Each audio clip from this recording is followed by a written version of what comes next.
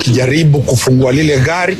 Video katika social media zinaonyesha ilikuwa ni hali ngumu ya utata. Kulikuwa ma-AP wawili ambao walikuwa pale na uniform, waliweza kuangushwa chini, wakawezwa. Bodyguard aliangushwa chini, amekuja kupiga risasi akiwa nje ya gari. Gari ilifanyiwa utafiti forensics, hakuna damu ndani ya gari. Gari iliangaliwa, kwa hivyo kitendo kilifanyika nje. Vile Cliff amesema, risasi ilipigwa ule bodyguard akiwa ameangushwa chini. And a lobby group has moved to the High Court seeking orders barring National Assembly Speaker Moses Wetangula and his Senate counterpart Amason Kingi from campaigning for President William Ruto ahead of the 2027 general election. Vocal Africa argues that both Wetangula and Kingi have violated the Constitution and several statutes, including the Leadership and Integrity Act, by using the authority, prestige and influence of their offices to campaign for Ruto. Their involvement in Kenya Kwanza rallies, the group argues, also undermines Parliament's independence. And that's the newswire. I'm Sheila Timbur.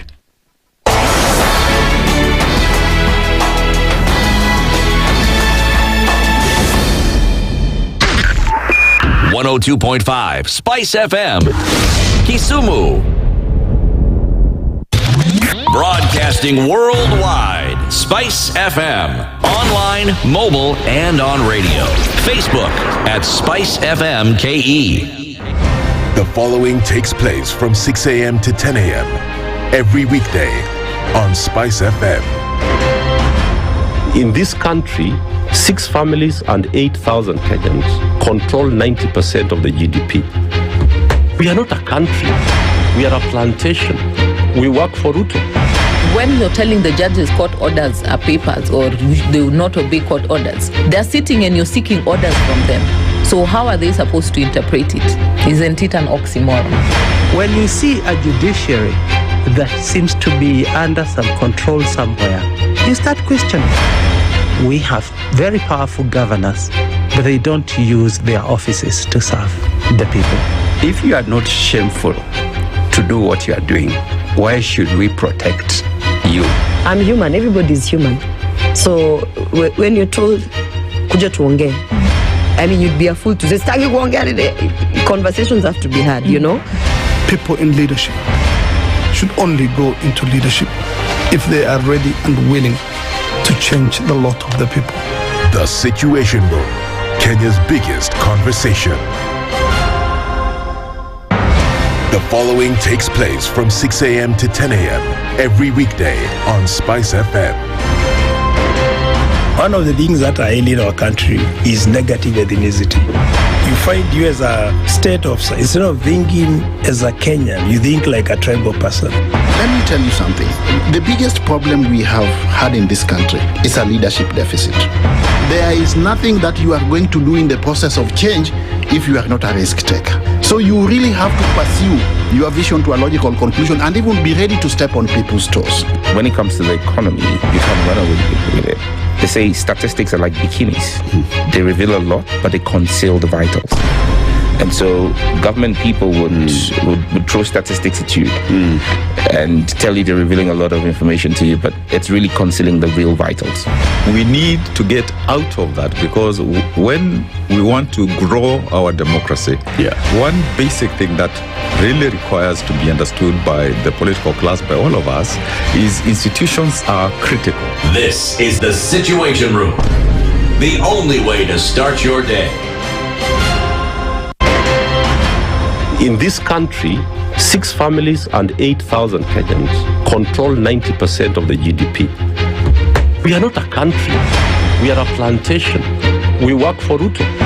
When you're telling the judges court orders are papers or they will not obey court orders, they're sitting and you're seeking orders from them. So how are they supposed to interpret it? Isn't it an oxymoron? When you see a judiciary that seems to be under some control somewhere, you start questioning. We have very powerful governors, but they don't use their offices to serve the people. If you are not shameful to do what you are doing, why should we protect you? I'm human. Everybody's human. So when you're told, kuja tuongee, I mean, you'd be a fool to say, "Stagi kuongea today." Conversations have to be had, you know. People in leadership should only go into leadership if they are ready and willing to change the lot of the people. The Situation Room, Kenya's biggest conversation.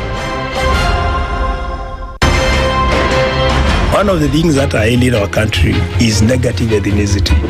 You find you as a state of, instead of thinking as a Kenyan, you think like a tribal person. Let me tell you something.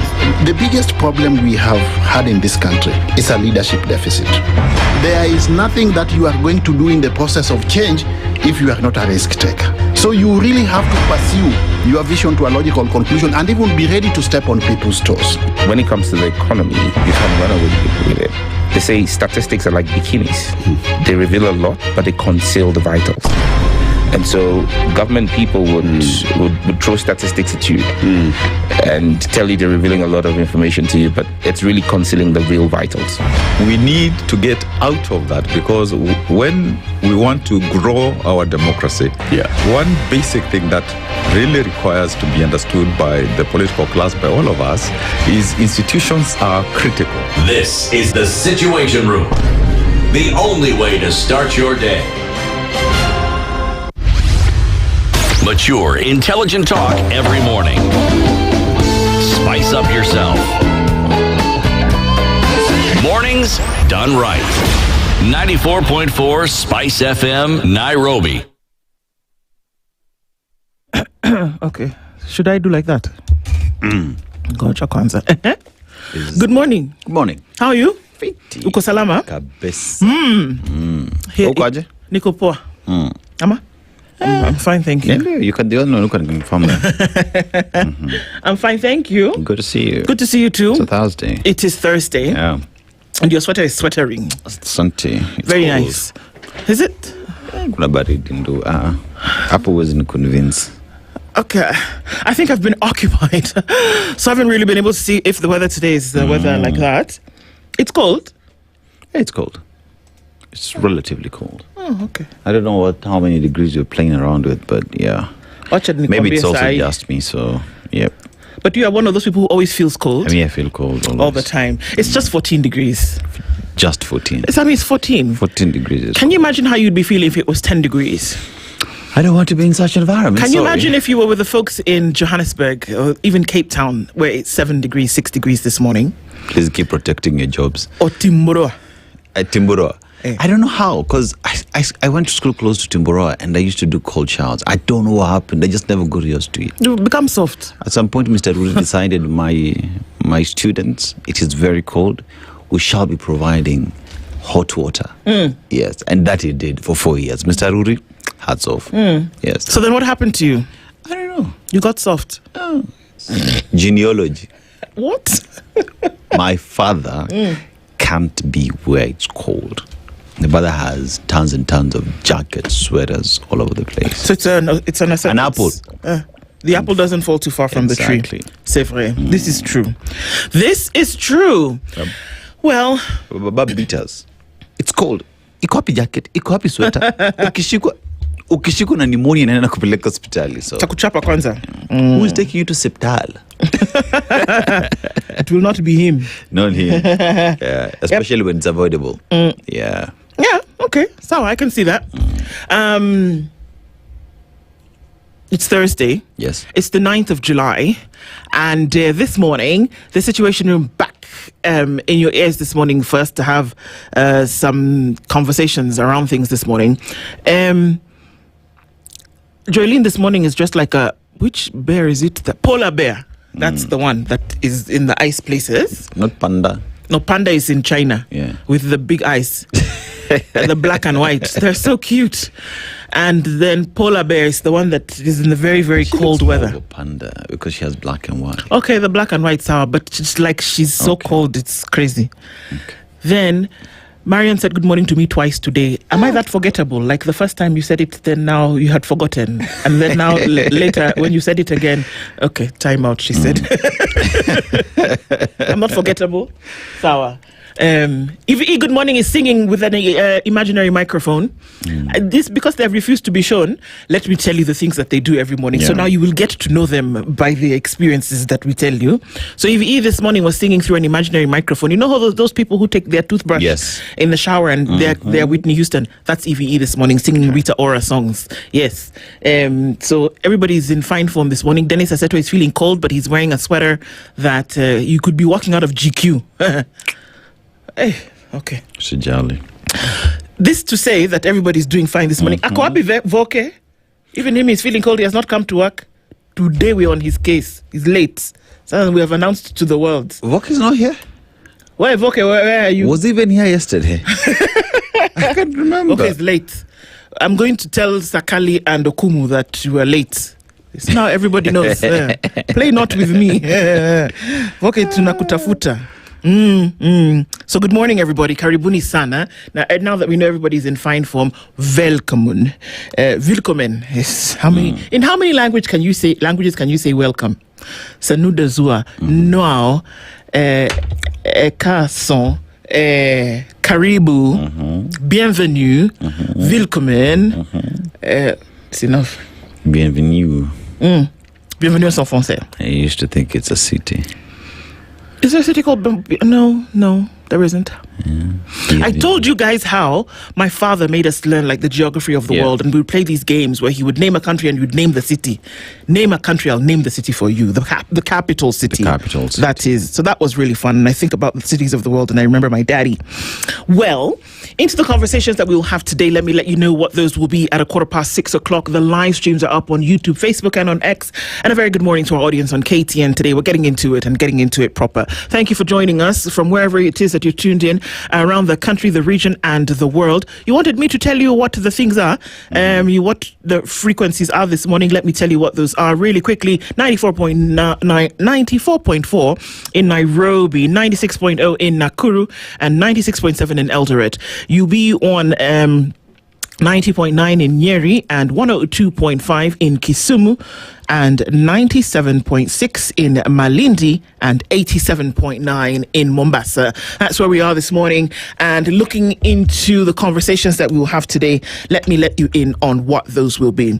At 7 o'clock, we'll be looking at financing Kenya's public infrastructure projects. Yesterday, the president had a ceremony. Yes. Ceremony? Yes.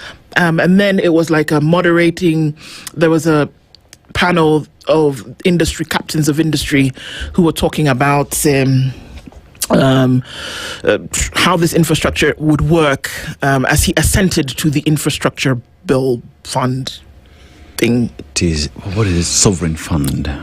You can't have don't let me get started, but you can't have a sovereign fund where you're not making a profit on development. But anyway, so we talked about a lot of these things. Captains of industry were there. And it is at this point that the president said that the day he writes a book, there would be a chapter dedicated to FCP ACS John Badi. So yeah, that was interesting to see. It is on that that we will be having a conversation this morning with Erongo Nyakera, who's a former PS planning, and Sheila Olang, who is a development economist. We're going to be looking into financing Kenya's public infrastructure projects. Where is that all going to come from? Some of the money is gone from Safaricom and KPC somewhere. Amma? Yep. Okay. So we'll be looking at that in the morning today at 7. And then at 8 o'clock, we're going to have the IEBC Watch. Proposed constitutional reforms and campaign cash caps. Michael Werehisa is an advocate, and Luciana Thuo is an electoral dispute resolution specialist and advocate. Did you know when you were going to school that you could actually study to be electoral dispute resolution specialist? What do you want to be when you grow up? Lawyer. What do you want to be? Pilot. What do you want to be when you grow up? I want to be an electoral dispute resolution specialist. She'll be here and we'll ask her how the conversations in her house when she was growing up were like. Want to study actuarial science. Things like that. Towards something. Infrastructure corruption risk assessment findings and a discussion around those is what the Executive Director of Transparency International, Sheila Masinde, will be talking with us at 9 o'clock about. So that's our 9 o'clock conversation. It would be interesting to see what some of these things are looking like on the backdrop of Kenya going into some major infrastructure, if that's the case to be. So Sheila Masinde joins us at 9 o'clock. So we're going to start off looking at the fund at 7. We will look into the IBC at 8, and then we'll look into corruption indices at 9 o'clock. That's... Voke has come to work. Hey. You know? Makofi kwa Voke tafadhali. I don't know, hizo makofi za systems ziko wapi? Mimi nampatia makofi. Maka amevaa sweater leo bwana. Nampatia paka in sign language. Okay, well done for coming to work. We celebrate you for these small wins. Low hanging fruit. Kuja kazi asubuhi. Vitu kama hizo. Start small. Then we see how the day takes us. Well done. We'll tell Sakali and Okumu that you've done like that. Finally. The Lord has done it. Finally. The Lord has done it. Finally. Okay, finally. Ish. All right. So. Yes. Twende nani? Uko. So you said Monrovia. Country is? Liberia. Oldest republic, 1847. That's what I was going to say because before you, made up by former slaves to the North America, returnees slaves from North America, African Americans. The country is rich in rubber, gold, diamond, timber. Another the first country in the continent to elect a female president, Ellen Sirleaf Johnson. And Ugo lives there. Ugo is my older sister. Ugo is in Monrovia. Yes. Okay. Now, the proverb says, immediately the food in the plate finishes, the status of the plate changes to a dirty plate. Be wise. Usitumiwe vibaya. Is that correct, Kiswahili? Okay. Yeah. Before they finish, you will be the thing that everybody is looking for. They're looking for you. They want to come and talk to you. They want to give you money. They want to give you a mattress and mtungi ya gas. Yes. They want to treat you like royalty. Give you boats. Boats even. Boats. Before that, they did not know you existed though. Yeah. But now they'll give you everything. When they are done with you. In fact, there's a verse in the Bible that says, guard your heart, for it is the wellspring of life. Be very careful when you see Greeks. It's what did they say in that book that we read? Was it? Beware of Greeks carrying something. My literature teacher would be very upset that I've forgotten that. Anyway, that you will be used and then they'll finish you. Don't allow yourself, or be aware. Be aware of what's going on actually in surroundings. And that you also be aware of folks who want to use you for a particular outcome, and then when they are done, they will actually toss you to the side. Do not be the tosser. Tossed. The toast. Yes, exactly. Remind yourself every day, every moment, every second that you are important. Absolutely. And that no one will determine how important you are but yourself. All right? Kabisa. Don't be the dirty plate. Don't be the dirty plate. In fact, choose in some cases, don't even be the plate. Yes. Decide that you're not going to be the plate. Yeah. All right. So looking into greeting you guys this morning and just saying a very good morning to you. Karibuni sana. Thank you for joining us in the room this morning. Tell us where it is that you're tuned in from, and top of the morning to you. And tell us what's happening in your world, and we'd love to then be able to hear from you this morning. Yes, indeedy. Our live streams are up on YouTube, Facebook, and on X, and you can say something to us there. Folks who are tuning in on YouTube, or rather on Facebook this morning, somehow we never get a chance to say hello to you, but Karibu Sana, and that's your platform of choice, and we're here for it. So just lovely to have you here this morning, Karibu. And folks who are greeting in from X, tuning in from Burudani this morning, Karibu. Thank you for joining us this morning as well. Okay, and then Mutanu is disturbing me. But then just to be able to say that we really do appreciate that you join us every morning as you do. Tuned in this morning is Peter Kiari, and he says, good morning from Mombasa. Fools use a knife to stab others in the back. The wise use it to cut the cord, free themselves, and walk away in peace. Kabisa. Robert Obogo is tuned in from Mombasa this morning. Henry Accepted says, good morning, Spice family. Karibuni, a country where goons can block and cause thicker road in broad daylight. Stay safe. It can happen any day from what we see.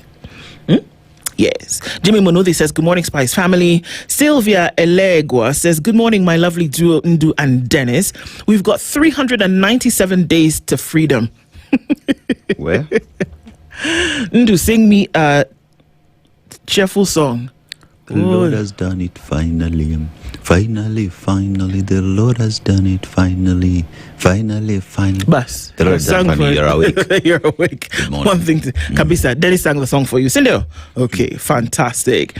Hello, Princess Nduh and Aseto. Since we have a sovereign fund active, have we now known which type of oil will be drilling in Turkana and its market value, where it will be refined, or looking at only the money? I don't know. But Dangote has now said that Lamu is the place. And this is where he will be constructing the region's largest oil refinery. So it's Lamu. That's where it is. It's going to be. And there have been conversations. They've had it. But Dangote has now said that he will do it for you. Do you know why Lamu? I don't know. Because the port in Lamu is 17 kilometers deep. That means the largest vessels in the world today can dock at the port of Lamu. That means you're able to move more product easily and faster. That's a Strait of Hormuz, no anything. Yes. Okay. And also the markets that you're looking at is Ethiopia. There is South Sudan, because there is the Lapset project as well that makes it easier to move product. So there you go. It makes sense. Yep. It does. It would be interesting to see. I would love to be a fly on the wall in these conversations where these negotiations are happening, just to understand the thinking behind the folks who are doing this work. Anyway, fly on the wall maybe one day. Ututu Nduh, good morning to you too. And Dennis Kitale is tuned in loud and clear today, Kabisa. Kisa Daniel is tuning from Atiak in Uganda. Dan Stilangat says, good morning, Spice. The earliest bird doesn't catch the worm because the worm sleeps with the boss. Hey. Ish. Hey. Yeah. Okay, worm. Telling you. Boss. Which worm is sleeping with the boss? Nashon Cookie says, good morning, Nduh and Dennis. Deno, I'd like to speak for the entire Spice delegation, G-Tim Kutano, and we'd love for you to open an online boutique for sweaters. We love your collections. Have a good day. Unaona aje? Sawa. Biashara yanze? Yanze sweater. Kabisa. Niche market. And take it very seriously. I am. I will. Tibbs Muge says, good morning, Spice FM team. Too many people are comfortable in Plato's cave watching the shadow of personalities. Media, please continue to offer knowledge to those who seek enlightenment. Kabisa. Please let me clear my throat for the next comment. I don't know if we have a bed for this announcement. Sarah Habat says, my sweater boyfriend Dennis. Me too, I'm a cold person just like you. I have to put on a sweater every day. Princess, Atawewe Uko Smart, thanks. At the end tail of this conversation, Lakini, I'm here to encourage things. I'll be your hype master number one. Worry not. I'm here for you guys. I do for you. Don't worry. It's good. Sindo? Yes. Sarah. Bwangi Juma says, good morning, Team Spice. How are you all this morning? The hunters who's never satisfied with what he or she gets will one day carry home an elephant and a result collapse under the weight. Okay. Robert Abusa says, good morning. Nancy Abura says, good morning, Nduh and Dennis. Another day. Kuvumilia kwa Kenya. Oh, yeah. Mutufulani says, good morning. Imagine your husband taking away your engagement ring, the nice dresses, panties, and kitchenware he bought you to use them to woo another lady. Wow. Mutufulani, I like the way your mind works. Yeah. These are the tales of Mbere North and Old Kalau. Hey, okay. Yeah, I can imagine. I can see it, yeah. That she would be a bit upset. Sindo? Okay. Kimiak, good morning. Good morning, guys. I forgot to charge my phone last night, but I'll join you later after my morning run. But even with my 5%, you still got to know that nothing good will come out of the Kenya Kwanzaa administration regime. Good morning, Kimiak. Enjoy your run. Enjoy your run. Run for us. We'll be here. Sindo, run for us as well. Do an extra and say, this one is for Nduh. An extra, like 1 kilometer. This is for Nduh. Okay. Yeah. Isaac Ali says, all Kalau is experimenting with voter bribery while Nairobi is flirting with benevolent dictatorship. Yes, the senator of Siaya County said, Senator of the Republic of Kenya, representing Siaya County, said, we need you to be a benevolent dictator so that, at times we have too much democracy. Yes, too much democracy. You need power. Not power onge. Sometimes you need dictatorship so that development can work. Sit down. That's when you say what? Sharp? Rap. Yes. Because what? Yeah. Okay. Yes. Like, don't try to understand it. How are you, Raila's you don't, if you try to understand it, it'll confuse you. How do you take the reins from Raila Odinga and speak like? I'm like, who hurt you? Oh yeah. Anyway, yeah. That's where we are. And you say that Kenya appears determined to sample every form of government except the constitutional one, right? Minagola says, very good morning to you. Very good morning, Karibu Sana. Thank you for tuning in this morning. Karibu to the room. Good morning, guys. Waiting to hear what's in the paper from you. We are coming just now. Wanda says, good morning, Nduh and Aseto. Well, good morning to you, Wanda. How are you doing? Tuning from Toronto. Aseto's sweater is hot fire. Fire hot. Fire. We definitely need a sweater line from him. Maybe a collaboration with Joe's scarves. Where is Joe, by the way? It's not Friday. Let's, focus on the sweater line. Ama? Yes, okay. We will come up with one. Okay, he has agreed that he'll come up. Coming soon. You know how you leave the thing on the side of the mall? Coming soon. Joe Mungai says, good morning from Washington. We are clapping. We are clapping for Voke. He has come to work. That's what we are clapping for. This one, I'm not going to let it go. Joe Mungai is tuning from Washington. If the Kenyan problem is corruption, when we elect someone who's alleged to be corrupt, what do we expect? Well, that's a good one. Good morning, Nduh and Aseto. This is Mark Mwangi. We need expert FCA CS John Buddy to explain the Sovereign Wealth Fund and Infrastructure Fund because my math is not mathing. Well, yeah, we do. Yeah. Eric Awar says, good morning, guys. Good morning to you. Mashari and Njeri is tuned in from Portland in Oregon. And good morning, Nduh. Ashton. Who is Ashton? Hey, Jennifer. I drew a village with somebody, then you call somebody else's name. That's what you've just done. Okay. You will explain to us who Ashton is. I have never seen such amounts of money being dished out in a campaign. Wait. Governor Homabe, can I be your friend? Because what? Yeah. I saw some businesswoman in Okoh say, pesa hapa ni nyingi. Tuna deal tuna 500, 1000. Tumekula sana. I said, that's the phrase.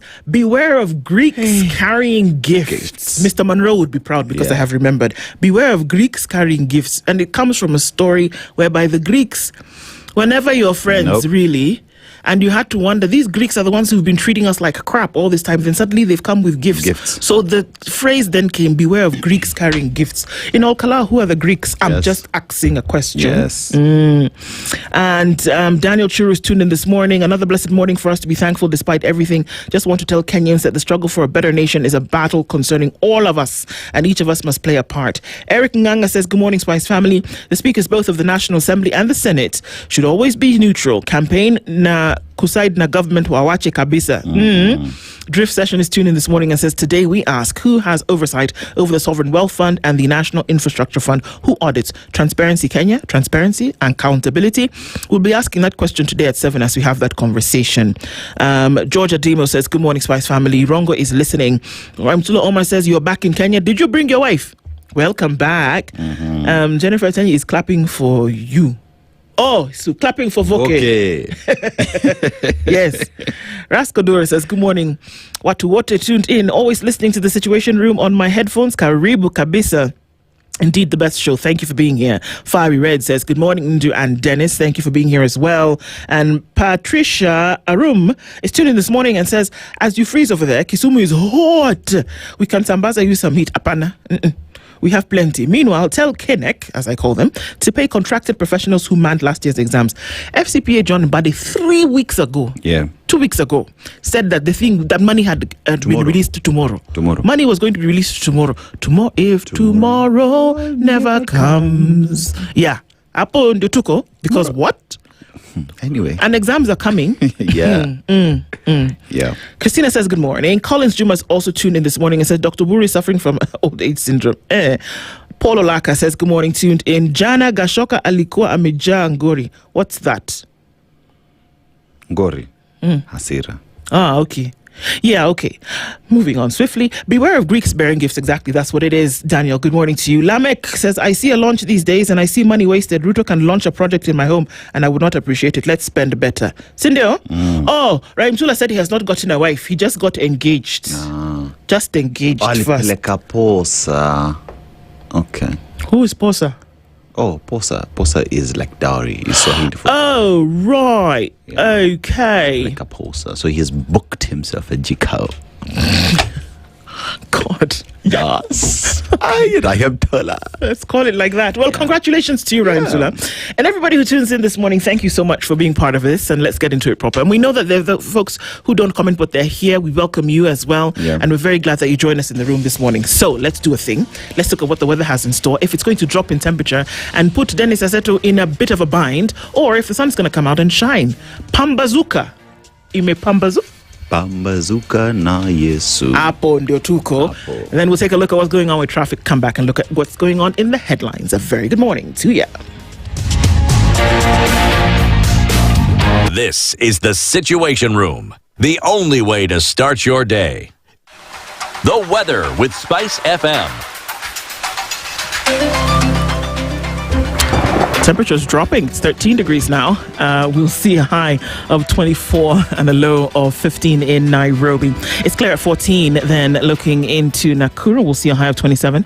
It's 15 and cloudy in Njeri with a high of 23. And it's clear at 19 looking into Kisumu, and 16 and clear in Kakamega. 22 and mostly sunny in Mombasa already, while Malindi is partly sunny at 24. It's 19 and sunny into Marsabit. We'll cross over into Kampala where it's clear at 18 and clear skies at 22 in Dar es Salaam. 7 degrees and clear in Johannesburg, while at 27 it's cloudy into Lagos.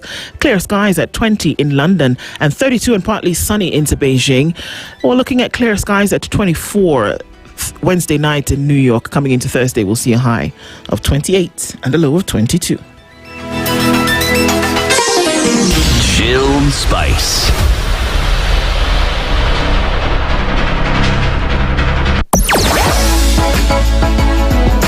Sugar and spice and everything nice. Spice FM. Spice up your life. Traffic.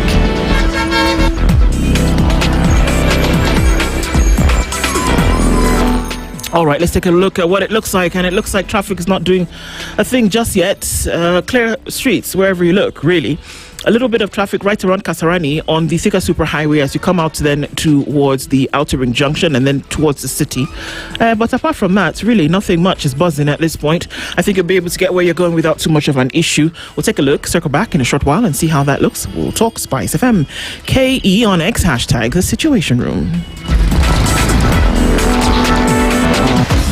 Hii Julai, toa baridi na bei chini, burudani juu kwenye Star Times. Usikose Sura ya Pili, simulizi ya ziada. Mwanamke aliyetelekezwa na mumewe Sam na kujikuta akikabiliwa na maamuzi magumu. Je, atabaki na kupigania ndoa yake au ataondoka na kuanza ukurasa mpya wa maisha? Jiunge na waigizaji Anita Wawuda, Gibson Hausa, Michael Saruni, Ivy Wanjiku na Jovial kila Jumatatu hadi Ijumaa saa 2 kamili kwenye Rembo TV. Pata aerial decoder kwa shilingi 1399 tu na dish decoder kwa shilingi 2499 pekee. Jiunge leo katika maduka yetu kote nchini Kenya. Bonyeza star 858 hash kurenew subscription yako na kuenjoy offer ya kupata upgrade to the next high bouquet valid till 31st July. Star Times. Enjoy digital life.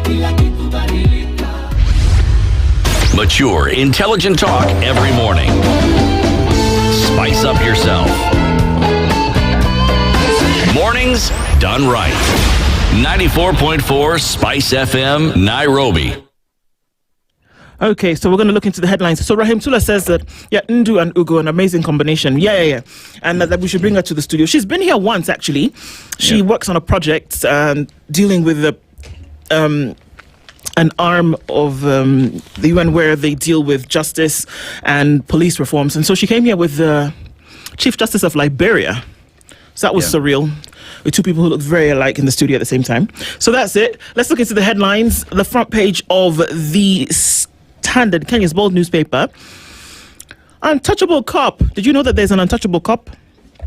A young woman is fighting for her life a day after she was... let's start that again. A young woman is fighting for her life after she was allegedly pushed from a 6th-floor apartment in Kasarani, leaving her paralyzed. At the center of the allegations is a police officer who was demoted from OCS rank over alcoholism. 4 days later, the officer, whose whereabouts detectives know, has not been arrested, prompting fresh questions over the pace and handling of the investigations. Oh, there are 1,000 questions buzzing in my mind at the same time. But then the story, the chatter about this story is that this demoted OCS was in a relationship with this woman that was tossed off the stairs. Look at your eyes already. Your eyes are doing the beady thing. Okay. Yeah. So it's like this other woman who was thrown off, she was not liking her behavior because she was seeing somebody else. Do you understand? Who was seeing somebody else, no? The one who was pushed off the building, the 6th floor. Okay. So the question that is stuck in my mind at this moment, they know where she is, obviously. Yep. She was the boss at a particular station at some point. Officer commanding station. Exactly. Yes. She was demoted because, she was on the drink a little bit too much. But now that it is alleged that she was the one who pushed her off the building, people who suspects, see, they are normally arrested and then they ask, Your Honor, sir, we would like to hold the accused for 21 days to further our investigations. Yes. Ama? Yes. Cindy, that's how they normally say. That's what they normally say. And far be it from us to imagine that the police are not aware of where the other police live. Ama? I'm asking hard questions. Sorry. So let me just keep quiet. So it's unfortunate that this young lady is in hospital. As for what we know so far, she's paralyzed because as a result of this fall.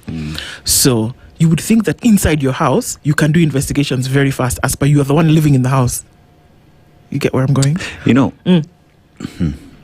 You see, when you talk about a police officer, I'm assuming this officer commanding station, the demoted OCS, is having the Ovava, Roger. Yeah, that one. It is only the police officers who have that. So you can track an officer using their phone, assuming wamezima simu.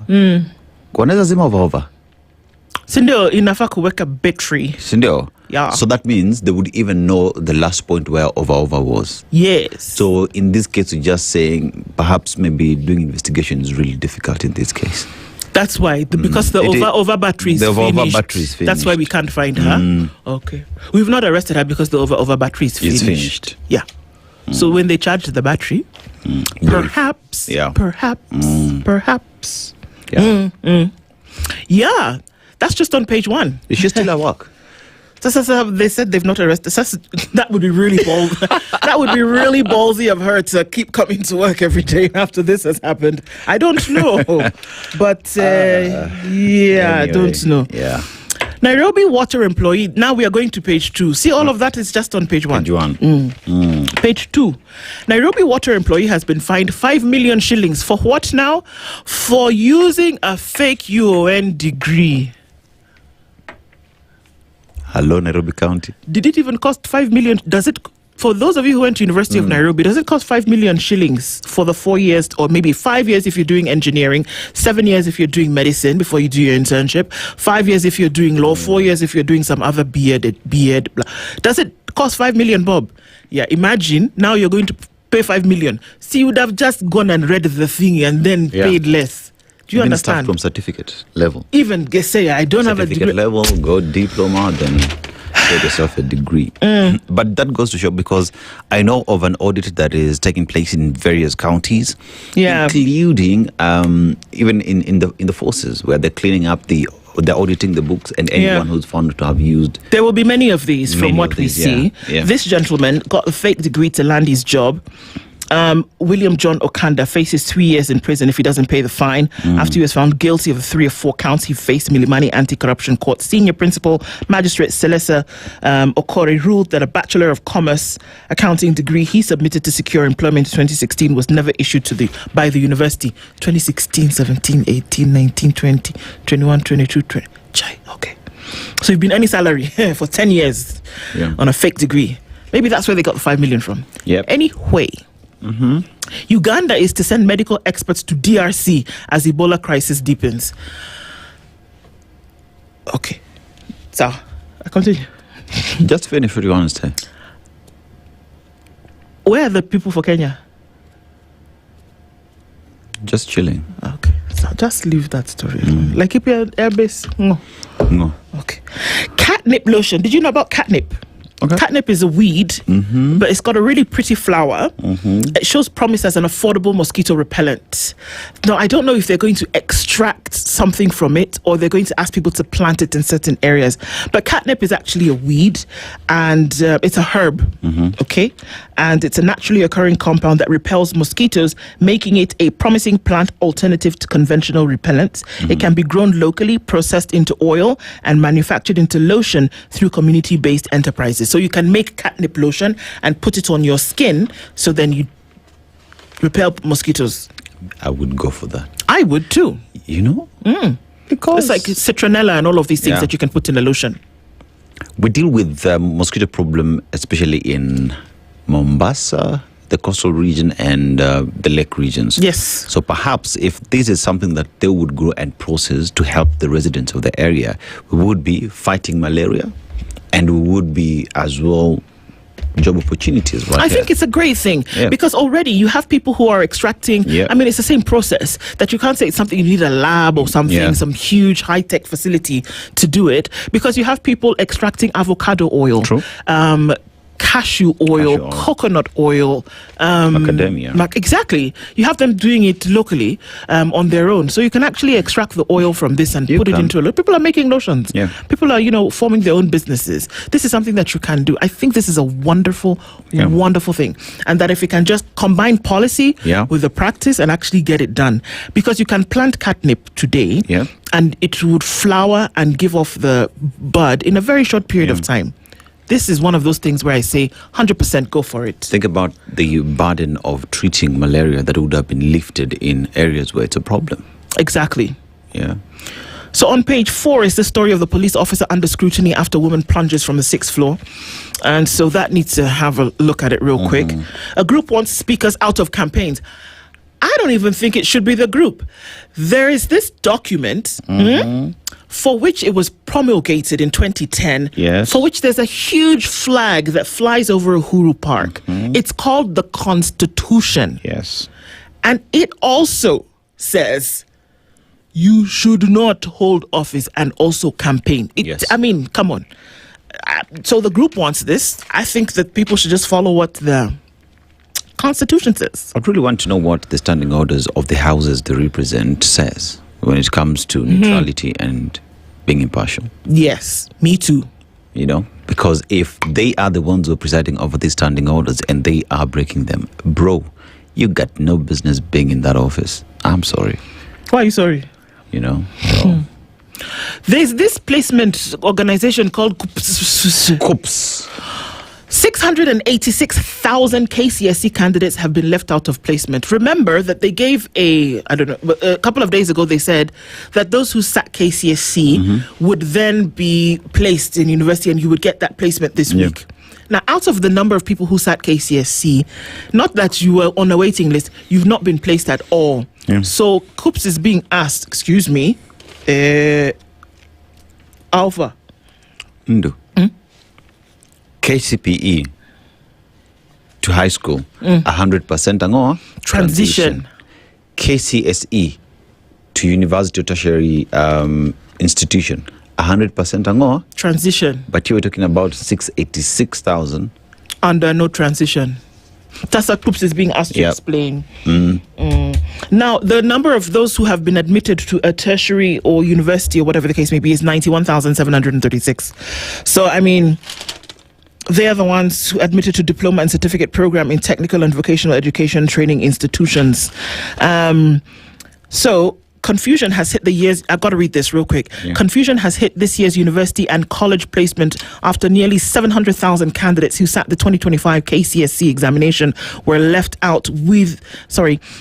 without a confirmed course for admission. More shocking is that some 51,000 students who sat last year's KCSE did not select any course in university or mid-level colleges.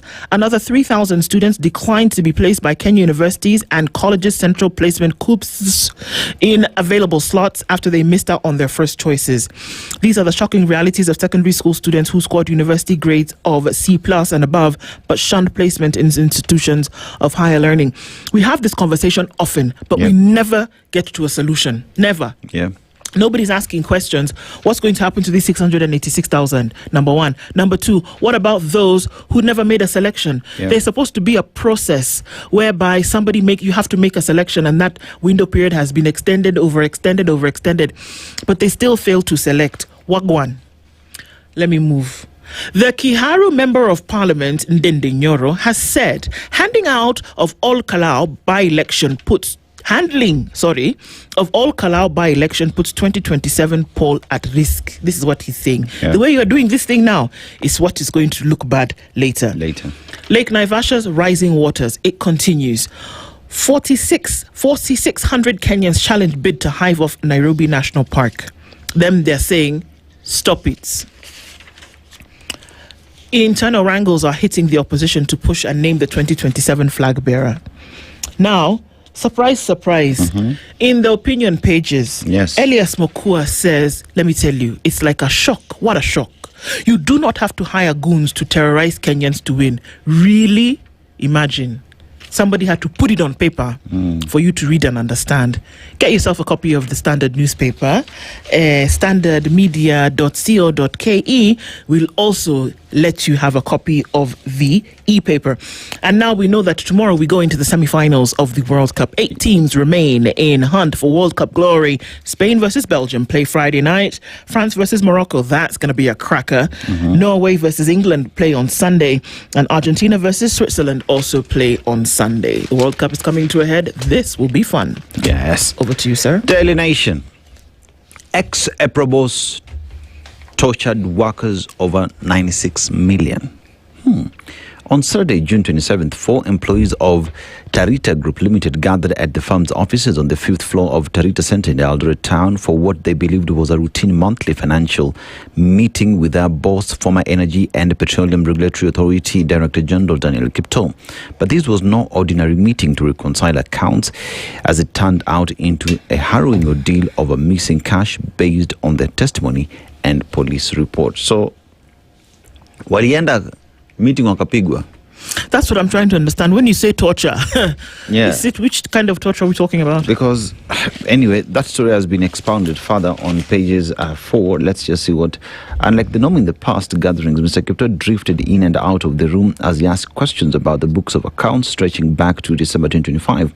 Mr. Kipto's mood shifted between satisfaction and frustration until they turned into night. Then the meeting stopped being about members. According to police records, medical reports and documents reviewed by the nation, the meeting gave way to more than 12 hours of alleged unlawful detention, torture and conviction. So walipigwa. People were tortured because they have some missing cash. Sasa unakuja napiga mtu mzima or what? I don't understand. Yes. You know, if we're talking about 96 million shillings, yet we talk about an illegal importation of fuel worth billions. Which trumps the other. And over 500 million shillings that was found in a total of individuals who were arrested. Talk about torture. Talk about mistreating people and who really deserves it. I understand not. Yes. Dangote lays the ground for region's largest oil refinery in Kenya. So Lamu Port will be getting that. That is expounded on page 12.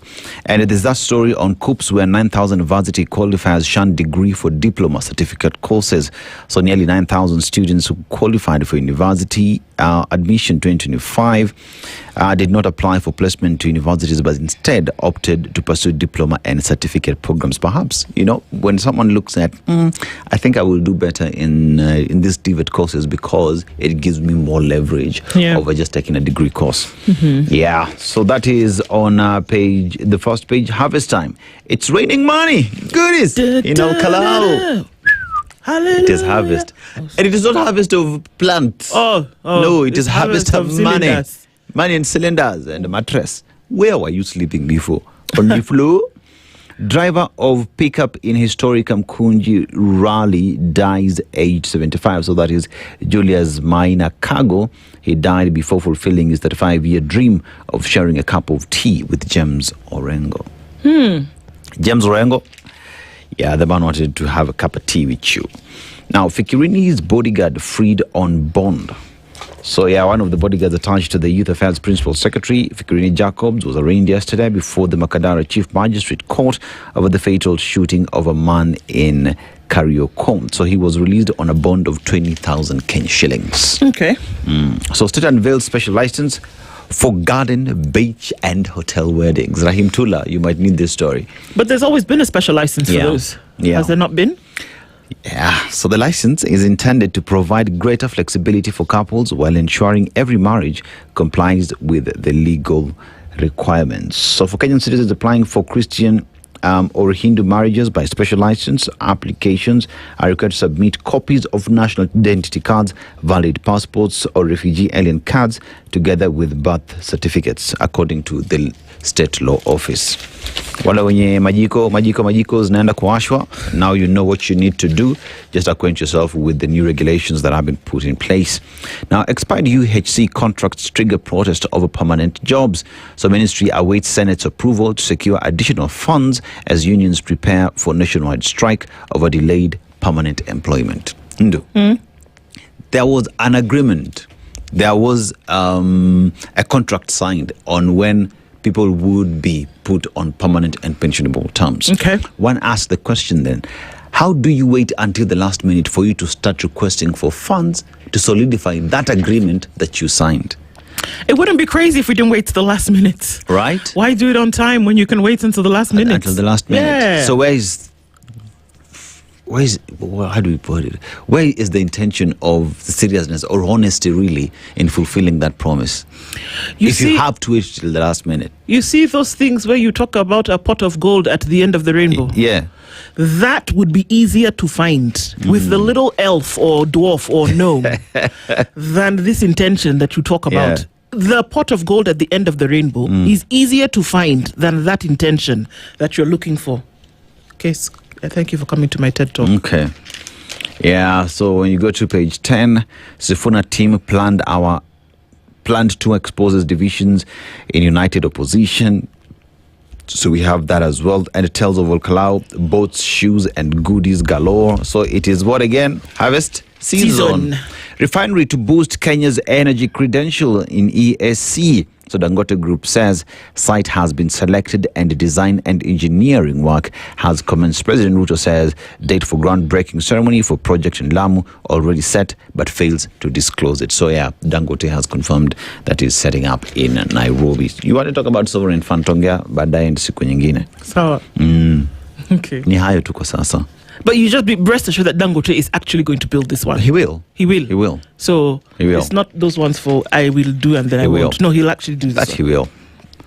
On the Star this morning, big test for Musalia Weta in Sifuna Tawe Western Onslaught. It's going to essentially what this headline is saying, that Linda Wananchi and Tawe close ranks to ring fence vote rich region, and that this one, it's going to be test as to how hard and fast Weta and Musalia hold it to the ground. So that's going to be interesting. Come the 25th of June, these folks have said they're going to make an announcement, a big one. I don't know if it's going to be like the thunderous one that Musalia made in 2022. Earthquake. It was not thunder. It was earthquake. Yeah. So I don't know if, well, wait and see. 25th of July is when we're going to hear that announcement. But it seems as though this one is going to be a test and not the good kind. It's like calculus and double math combined for Weta and Musalia. All right, Labour Court declines to stop trade union elections on Sabbath. So if you want to have this elections on the Sabbath, the court has said, I beg, it's a Saturday, just go ahead and do it. Others are saying, come on, it's Sabbath, we want to be there for the election. The judge has said, pick a struggle. This is not one that is going to be one of them. Go to church. Go to church, come later, it's okay. However, we're not moving. Trouble for aspirants as IEBC opens door to big money campaigns. Which aspirants have trouble? Essentially what they're saying is that for the presidential race, if you're not able to contribute to the 4.4 billion shillings for your campaign, then it's okay, you can sit in the corner and suck your thumb. But IEBC is also saying this is the threshold. So you can imagine a guy who's going to spend billions on a campaign and somebody who's saying, well, I'm going to print leaflets and ride my bicycle and tell people who I am. It's up to Kenyans to decide. By word of mouth. Or SMS, WhatsApp messages campaign. Hey, that could be an idea.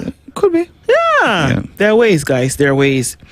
How 2025 KCSE candidates have been placed in varsities and colleges, of course, that's coming out of COOPS with this week. And after failed mediation efforts, Mark Till family back in court for a 10 billion shilling succession battle. Let me tell you something. Tell me. People who do not work out their legacy issues, you will find them in the paper over and over and over and over again, because now their children are fighting over what they left behind because you didn't stand on business before things happen.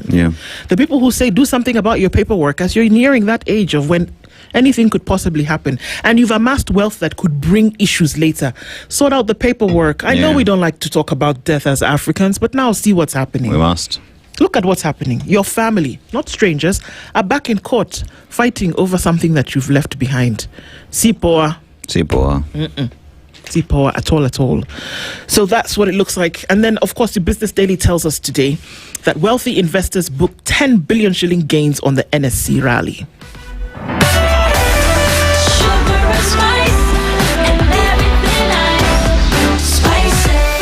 Spice up your life. The latest news from around the world. 94.4 Spice FM.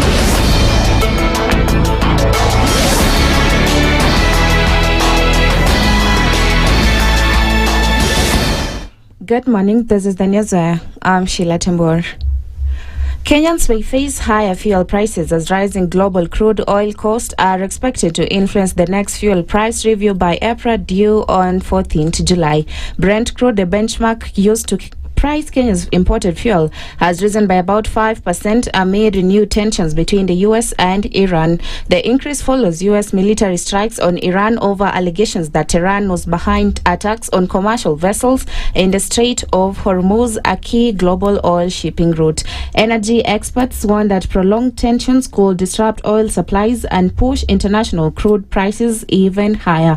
As Kenya depends on imported petroleum products, the increase in global oil prices is likely to translate into higher pump prices, driving up transport costs and the overall cost of living.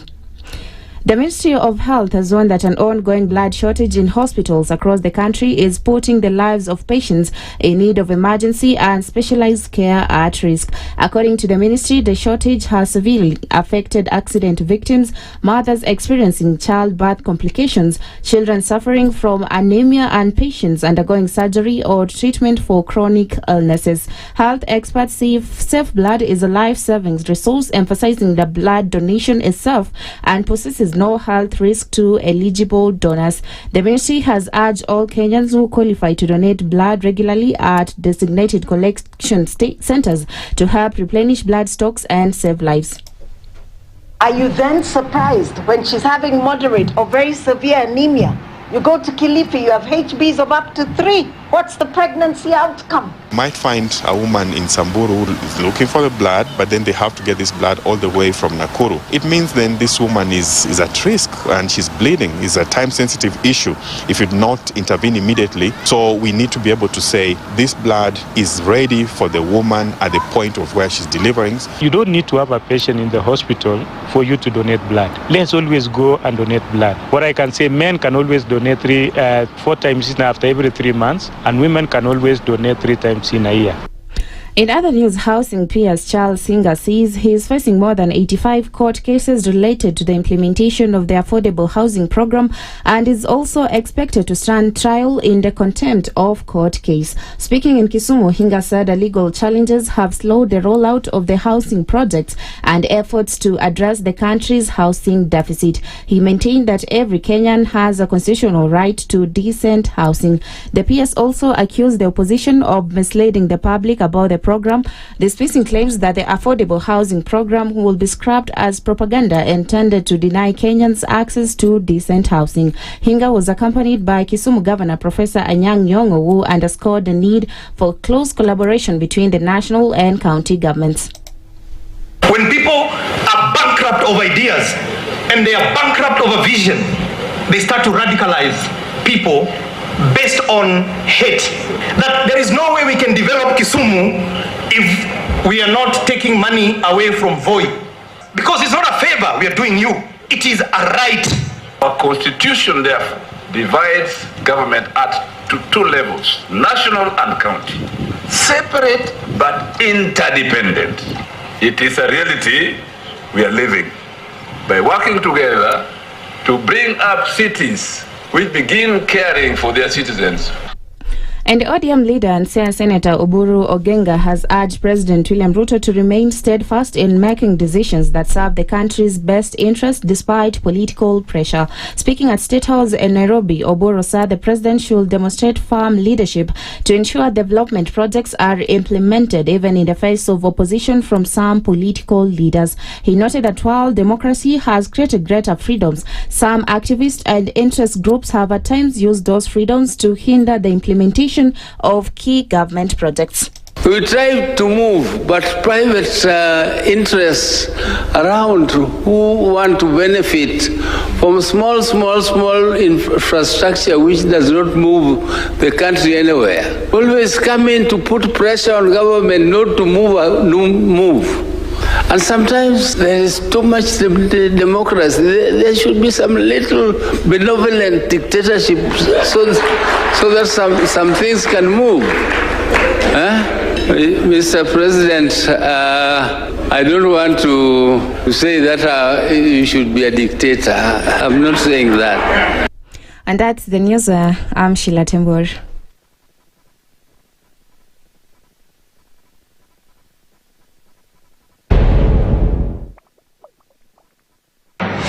The following takes place from 6 a.m. to 10 a.m. every weekday on SpiceFM.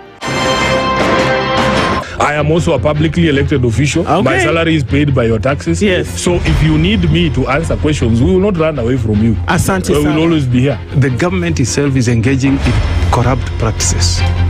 That the government itself deliberately schemes to influence through bribery members of parliament. You pay for a passport online. If you're told there are no booklets. I rebuke matters corruption because corruption has brought this country to its knees. This is the Situation Room, the only way to start your day.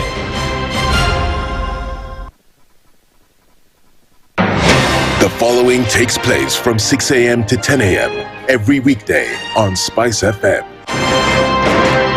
Baba should disown these experts and they say they went there on the because he keep on telling us that these experts just you came from Dubai and you found them they're already at State House looking for jobs. Government has to has to introduce austerity measures. It's something that this government and the previous ones have not been able to do in this country. We've talked about it so many times. And really, I think you have seen the modus operandi of William Samoei Ruto since he came in. It's just showbiz. This is the Situation Room, the only way to start your day.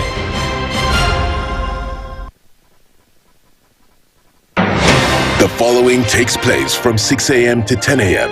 every weekday on SpiceFM. Members of parliament, they go to settle, they just promised they get given tea, mandazi, and 100,000. That's not development. External borrowing, 589 billion. Are we on the same page? What did parliament pass? If anything happened to our president today, God forbid, that man would become president. Na ndio alilenga hizo stories za Shakahola. The real thing is our constitution has only one person who is accountable to us. This is the Situation Room, the only way to start your day. Mature, intelligent talk every morning. Spice up yourself.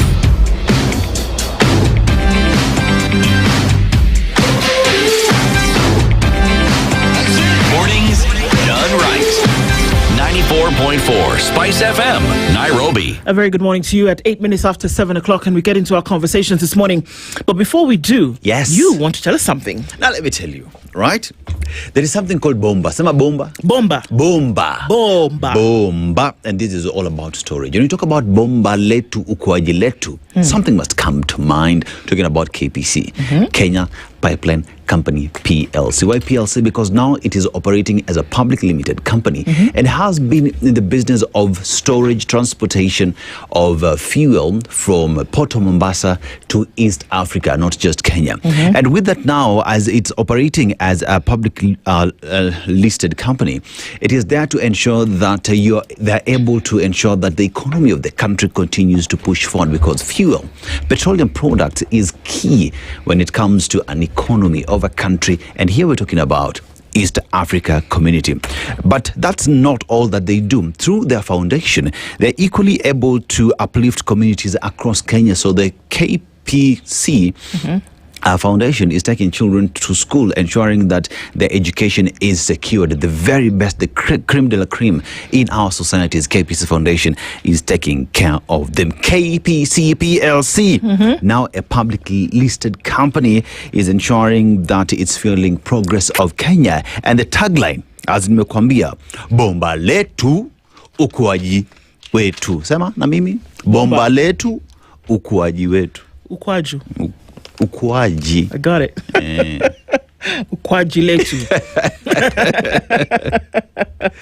Yeah, we'll remember that for sure. And Irungo Nyakere is laughing. Good morning. Good morning. Bomba letu, ukuaji wetu. How are you doing? I'm very well, thank you. Karibu sana. Asante.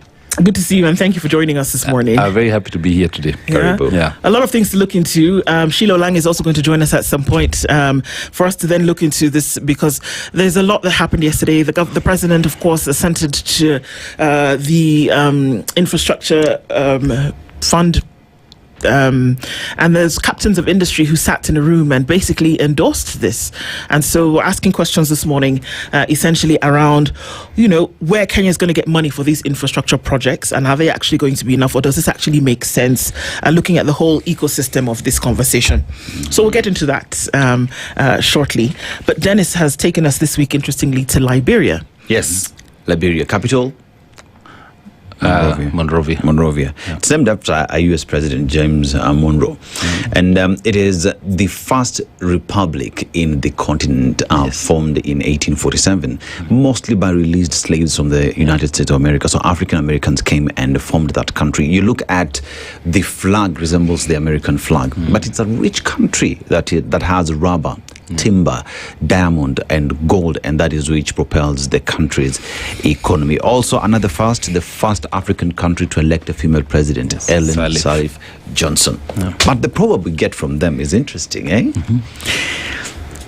Immediately, the food in a plate finishes, the status of the plate changes to a dirty plate.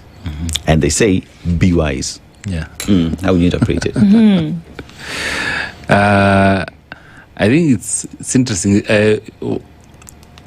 It's different states, as you're saying. When the plate is full, it's useful. Because there is food there. But as soon as it's empty, there is a task of cleaning it. And it's no longer useful until the next serving.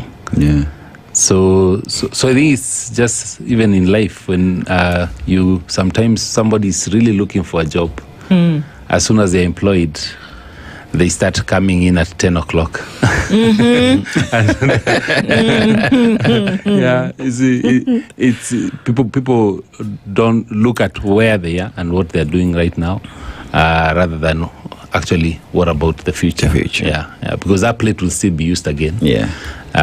So it's an interesting one, actually. Well said. Well interpreted. Indeed. kazi mapema.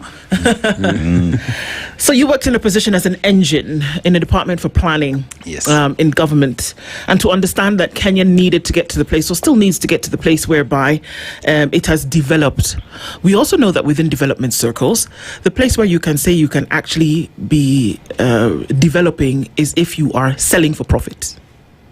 You can have projects and all, but if your economy is not growing, that's a problem. And one of the ways that the economy will grow is if you're manufacturing, or if you're setting up industry whereby you use materials or resources to then get a particular product and then you sell, or a good or a service. The infrastructure fund that has been floated, all over the place. Yesterday, the president, in the midst of captains of industry, essentially assented to this, and that meant, I guess maybe we can understand a little bit more of what that means now, that when they sat together in a room and it was public, and then now said we're ready to go. What does this essentially mean? And as we're talking about financing Kenya's public infrastructure projects, this fund is for that. And as we get into that now, does this mean that now there's a turning point where the fund now has been made public, and for all intents and purposes, all the bells and whistles are in place? Yeah, actually, because I think yesterday he assented the Sovereign Wealth Fund. Sovereign Wealth Fund, yes. Because the Infrastructure Fund was before. Yes. Yeah. And the Sovereign Wealth Fund is supposed to collect about 30% of royalties from minerals, mostly, and of course spend the same amount on infrastructure and building and developing the country, like the other sovereign wealth funds from other countries. The infrastructure fund is which was passed before, was to raise up to 5 trillion, as said, for infrastructure, and that's the one where the IPO funds from KPC will go. Apparently went. Okay. Then the funding from the sale of the proceeds from the sale of Safaricom, the 245 billion, is to go there, and that's if you look at the allocations for such, you see even JKIA, they've already allocated 38 billion from there for the construction of the new terminal. So essentially, the model makes sense. Okay. The issue is the oversight, because what happens is without these funds, any money that comes to government goes into the consolidated fund. Consolidated fund is oversighted by the parliament and appropriated just alongside the budget. Any changes comes to supplementary, so Parliament has huge oversight of the same. Okay. The Auditor General also has oversight on the consolidated fund. Yeah. If you look at the infrastructure fund, the Auditor General was there in the bill in the second reading. That reading, Auditor General was removed. So you have 5 trillion, and it's the CS for Treasury who's picking the directors, picking the CEOs, and so whatever project is to be funded is passed by cabinet. So essentially it's the entire executive that runs it from the beginning to the end. And you see, when there's some notion from certain quarters of government that anybody who speaks out against such issues is seen as the anti-development and anti-infrastructure, but that's not the case. I think all of us, we're saying it's our money, it's our children's money, our grandchildren's money, because these are funds that will be there for the future. And for that reason, we need oversight. Sometimes somebody has good intentions, but as soon as they start doing good, something gets to them, and they decide not to do good for the country and do good for themselves. Let's understand. So there are two funds that we're dealing with here. There's the infrastructure fund, which I mean you rightly said is already in place. Yes. And that with the divestiture of KPC, for example, some of that money goes there. All of it. All of that money goes there.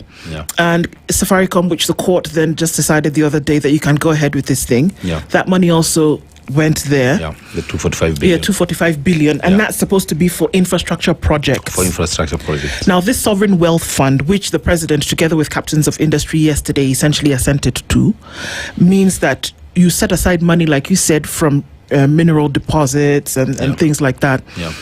The money that is going towards the sovereign wealth fund is already available. It's available. Where does it go today? I think most of it goes into the consolidated fund. Okay. Mm-hmm. Because it's proceeds, and any proceeds from sales goes into consolidated fund. I think probably what the president is saying is, but it has also not been a lot. So because we don't have huge deposits that have been extracted, probably we do have like the oil, the tallow was there, but really didn't. You have the Mrima Hills, you have the coal deposits, you have the not Lamu, the Kwale. So all these things have been there, but probably what has been done is because they are one-offs. Yeah. The funding has been going directly into the Ministry of Mining and Consolidated Fund. Okay. But now they are being separated and put into their own different funds. Okay. Yeah. But even as we talk about the Sovereign Wealth Fund, my question, how I look at it, or rather how I expected it to be done, is that there ought to have been a proper feasibility research, R&D, to just find out how much we are looking at as a country in terms of our gold deposits, in terms of prospects. How much is that worth? You know, we look at the gemstones in Taveta. How much is that worth? We look at the oil deposits that we have, so that at the end of the day, when we say the Sovereign Wealth Fund is at this point, but we expect to grow it to this level, because based off research, this is how much the mineral deposits we have in the country is worth, and that through that, then the government perhaps should also be to be intentional in processing and going deeper to get value for that product. Because all I'm hearing is there is money somewhere that will go into this fund, but there is no conversation on how much the entire kitty is worth in the country in terms of minerals and what we intend to do with it.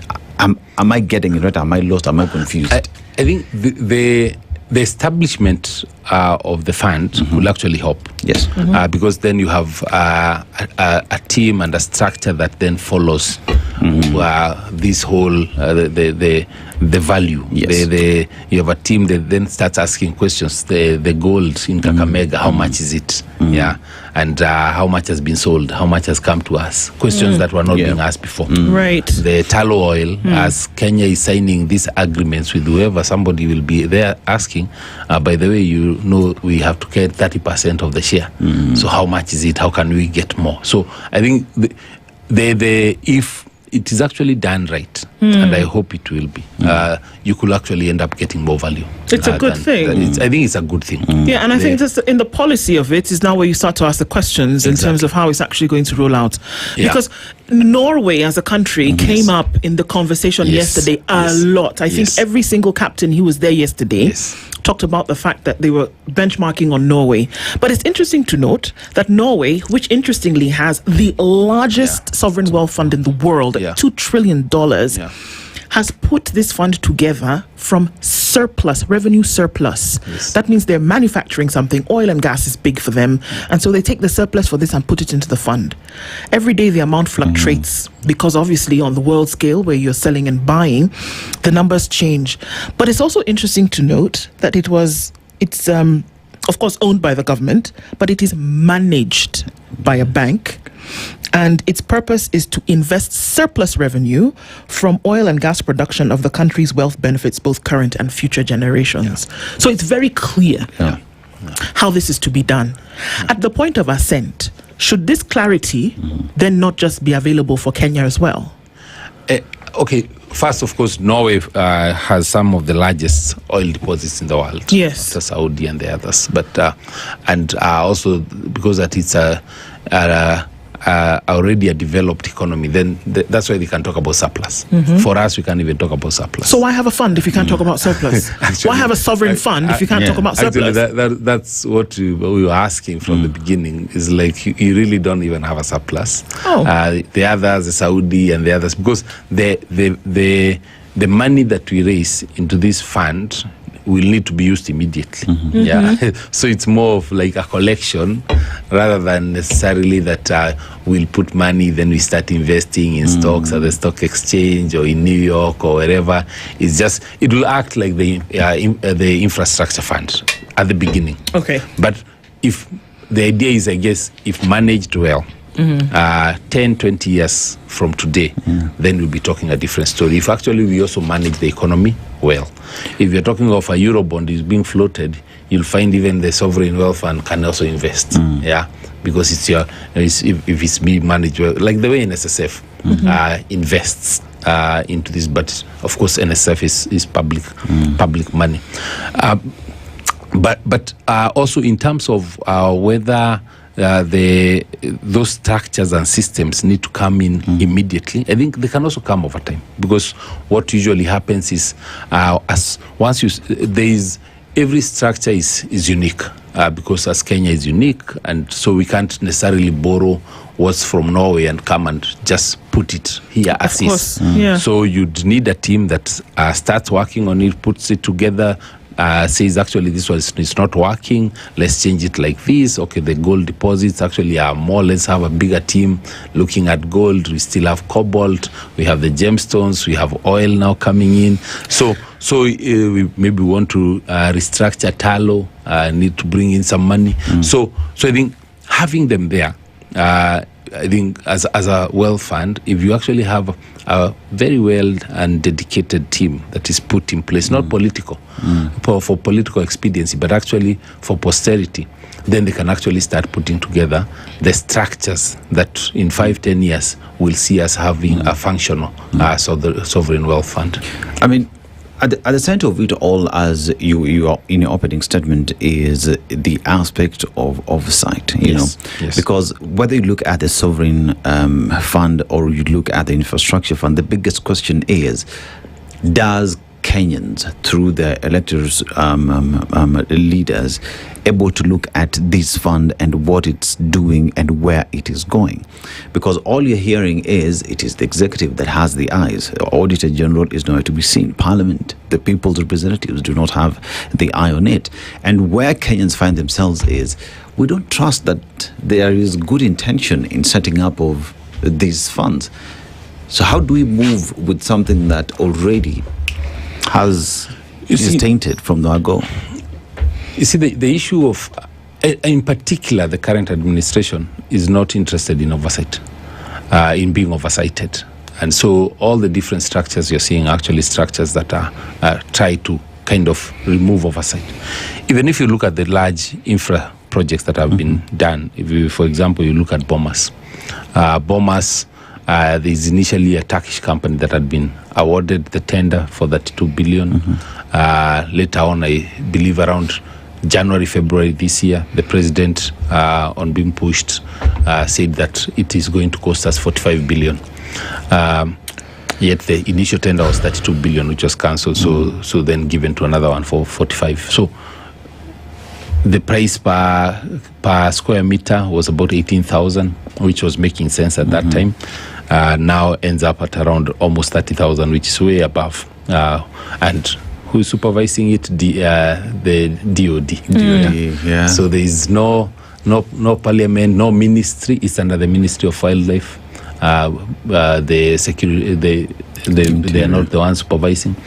Go to Talanta, same thing, supervised. And DOD, sports ministry should be the one in charge. Just even before the tender was awarded, they were told to transfer 2 billion shillings to DOD. Project starts off at 33 billion.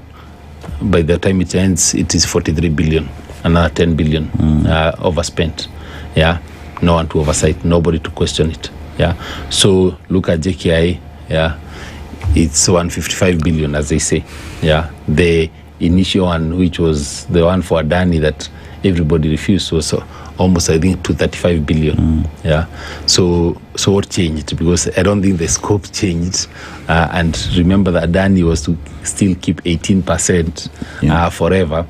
So it's gone down by about 80 billion for the same thing, and Kenyans get to keep 100% share of the whole thing for good. So and these are the questions that are things that are making Kenyans ask these very hard questions of why don't you want to be oversighted? Why are you removing parliament? Why are you not involving the auditor general? On the one for Talanta, even as you know in government, anything above 5 billion shillings contract has to be approved by the Attorney General. Speaker Muturi, former AG, was clear on this one that actually they did not bring to his approval the contract for the Talanta. Yeah, if you look at the Rironi, and for us, we support infrastructure. We are happy with when the country is doing it. But how do we explain that we cancelled a contract for 163 billion, paid another 7 billion for cancellation fees, and then signed a contract that is going to cost over 200 billion? Yeah. So if the executive doesn't want to be oversighted, then they shouldn't have such glaring queries or questions. Look at the SGR. When I was in the Ministry of Transport, we are the ones who did the phase 1 and phase 2. Phase 1 and phase 2A. The Mombasa to Nairobi and Nairobi to Naivasha. And so phase 2B and phase 2C, which was now Naivasha to Kisumu and Kisumu to Malaba, was going to cost between 310 billion to 370 billion.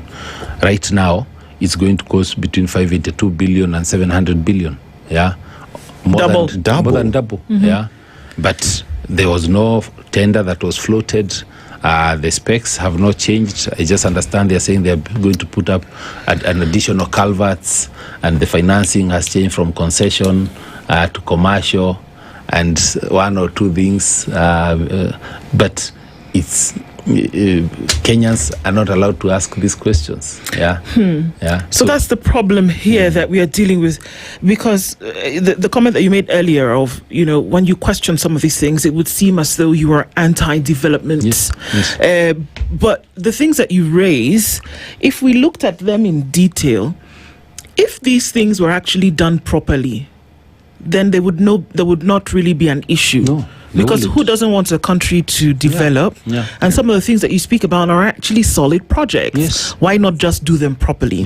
The truth of the matter is that if you can't explain where an extra 10 billion shillings has come from, or what it's not where it's come from, that what it's going to do, then there's a problem here. Does the conversation about sorting out your basic needs have any merit in this conversation when we talk about an economy that is already suffering, when we talk about a micro economy that's suffering? At the macro level, Kenya seems to be doing really well. But when you look at what then is available to Kenyans, should you be having such grand conversations, or rather such grand projects, when you still are struggling? It's almost like saying we can't eat 2 meals in a day, but we have bought a holiday house in Malindi. I don't know. Can you have that kind of conversation? And I think it's and I always say, like, even today, Norway, with the amount of money they have, they're still building roads. They're still building energy plants. They're still doing all this. So even for us, I don't think we need to operate as though after 5 years we'll stop building roads. We say we are now doing everything now. We will not. We need to do the roads, the rail, the airports, the ports, everything within the next 2 years. And because we always say in economics that the amount of money you have is always going to be enough if spent according to your priorities. So if you have 100 shillings and you have things worth 1,000 to pay, don't think about the 1,000. Think about your 100. And then now prioritize within that 100 and you will survive.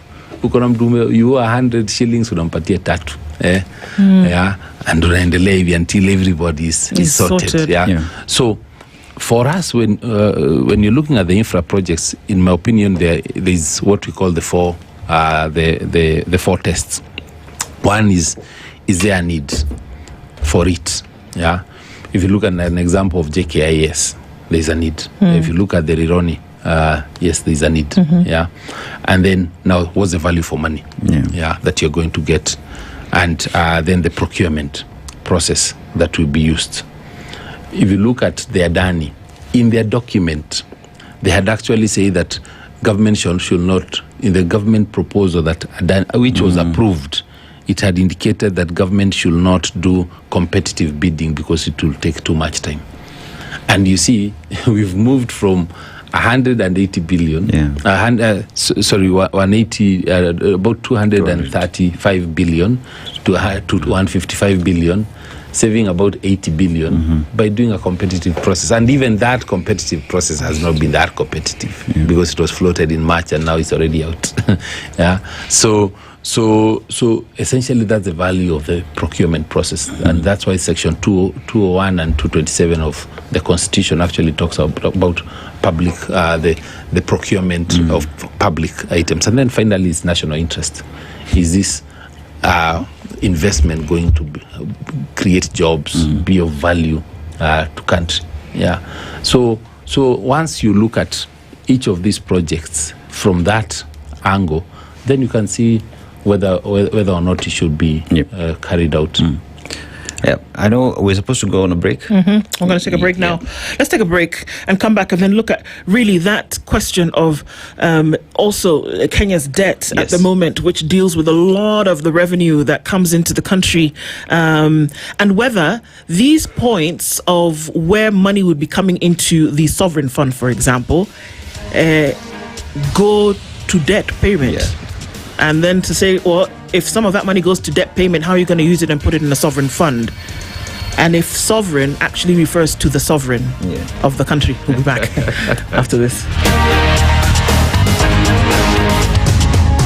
This is the Situation Room, the only way to start your day. Traffic.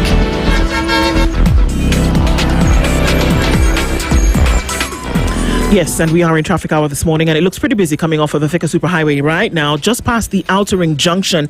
As you head out towards Survey and over that drift, it's bumper to bumper, through and through, and Kiambu Road also pretty busy. Now, as we get towards Muthaiga Square. All right, and also as you come off of Limuru Road this morning, coming in from Gigiri, there's quite some traffic this morning, so that to watch out for. Lower Kabete feeding in towards Spring Valley. Also busy this morning. As you're coming off of Ngong Road, you're doing okay for the most part of it, but that Naivasha Road area is still a bit of a pickle as you get towards Kingara Road and then down Ngong Road further.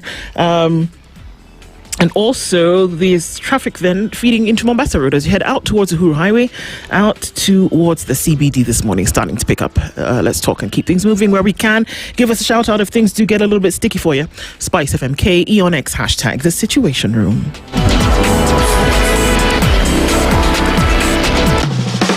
Turn up the heat with endless entertainment on Star Times. Feel every moment of the action as the biggest leagues reach their thrilling finales.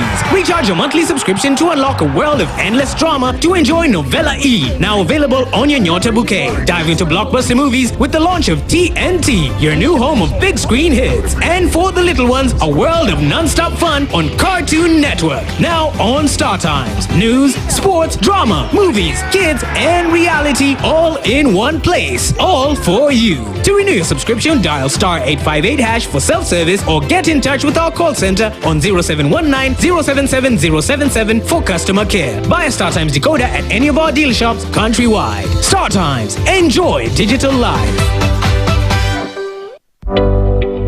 Every day behind the scenes, Kenya Pipeline Company PLC keeps Kenya moving. Now operating as a public listed company, KPC PLC is built to support national development and energy security. From the Port of Mombasa to East Africa, KPC PLC powers transport, storage and distribution of all petroleum products. And through KPC Foundation, it continues to uplift communities across Kenya.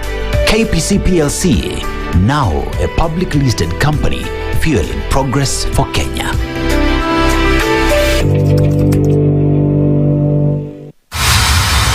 Ladies and gentlemen, this is the Pink Perspective on Spice FM. Something bold, something nice.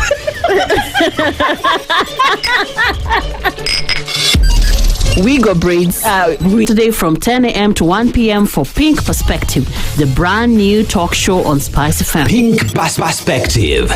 Real women, real talk, real impact.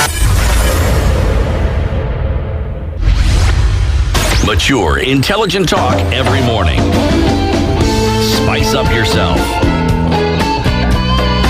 Mornings done right. 94.4 Spice FM, Nairobi. Our conversations continue this morning at 22 to 8, and Irungu Nyakera is here with us. The debt issue cannot be left out of this conversation, Irungu, when we're looking at essentially, number one, putting funds away for later. That means that what a sovereign fund means, we would understand, is that then every Kenyan at some point gets access to that, and it could be used for different things later to essentially boost Kenyans. So you always have a fallback plan for something. It's like a rainy day fund. Now, the infrastructure fund is to then make sure that you can sort out projects and that this is coming from revenue. But if you look at the revenue in Kenya today, 80% of that goes towards the payment of debt, charged off the consolidated fund. These monies that you talk about that would essentially go to a sovereign fund, are they not considered? Right now, like you said, they go to the consolidated fund. So part of them are already going towards paying debt. How then would you then be able to separate the two and remove some and say, okay, well, that would mean that at the source, it's paid to this fund and not paid to the consolidated fund? Or how would that work? I think if you look at, because there are three funds, I guess, under the Sovereign Wealth Act. So if you look at the first one, which is the Sovereign Wealth Fund, that one is the one that gets about 30% of royalties from petroleum and minerals. Okay. So the assumption is that at this point, we don't have a lot of that anyway. So it will be up to them to try to build up a lot more revenues or inflows into the fund that does not exist today. The infrastructure fund is supposed to bring in revenues from sale of government assets. Now, like under the privatizations, and you've seen, and I think it came in because of the list and schedule of companies, government entities to be privatized. So we started off, of course, with the KPC. Now we have the Safaricom, and we have a list of others, Kwal, and many others that have already been put out there for privatization. So whatever revenues come from sale of those assets, again, go into the infrastructure fund. At the moment, the Privatization Act, which was passed last year, had a clause that all the funds from sale of assets and privatization should go into the consolidated fund. Yes. And then right after that was passed, then the infrastructure fund came. And so the infrastructure fund then reversed what was proposed under the Privatization Act. Then the last fund, I guess, is the stabilization fund, which had been put there more for a rainy day, which the sources of funds for that, again, are clear.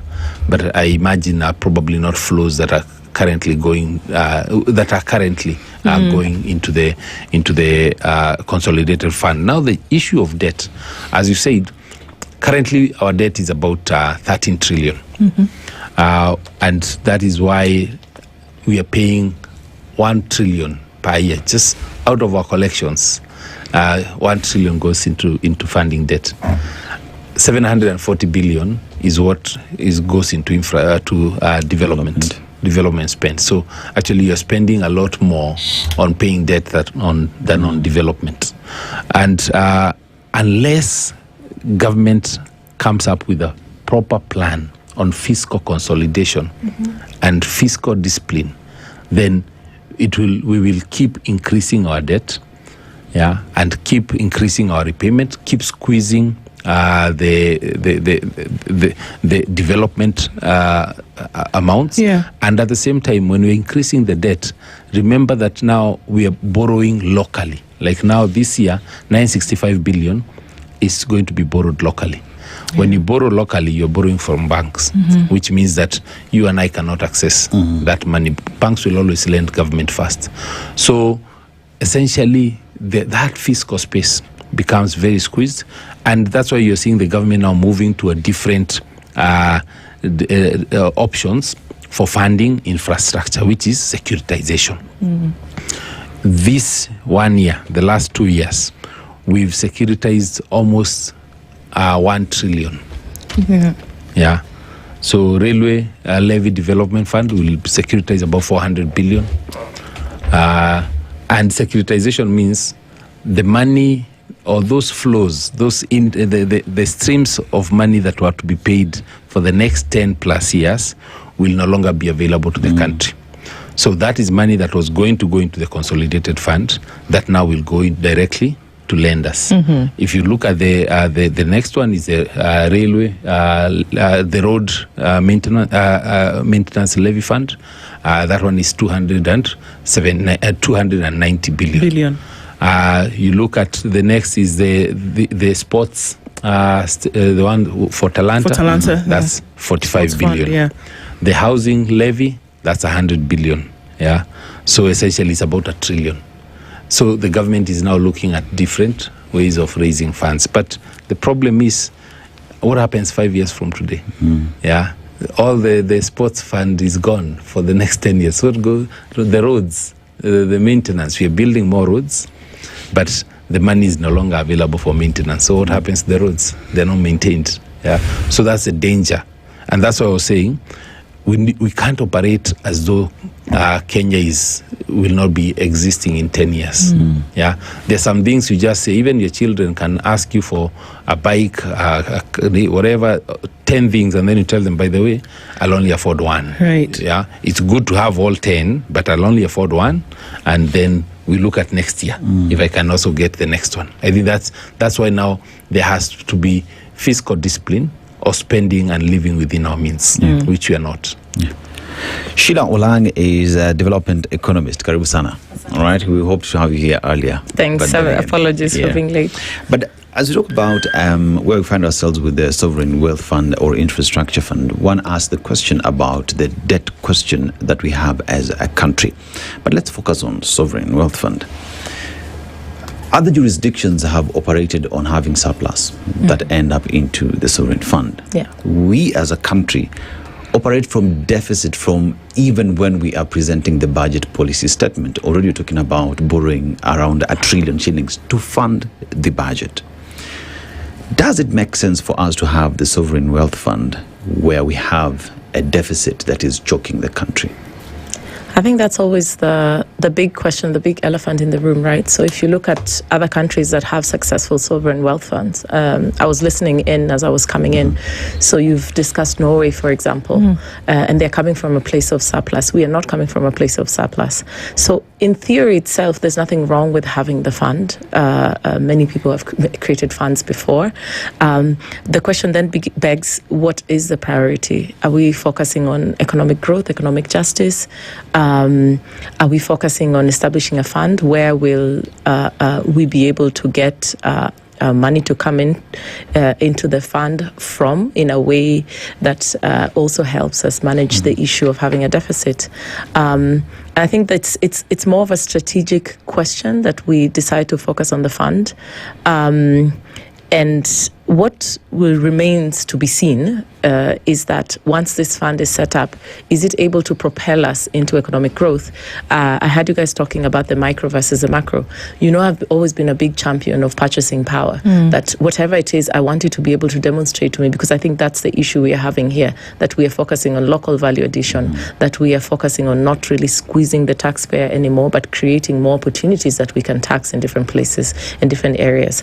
It's also important to focus a bit more on the structure of our economy. So if you look at our economy, 90% of our economy is actually being run by SMEs or small businesses. This is the engine that is driving this. So even as we are trying to prioritize which infrastructure projects we want to work on, there's a big shift that needs to happen economically. We need to move from the wholesale retail space and move into the manufacturing space where we are actually creating something, moving things.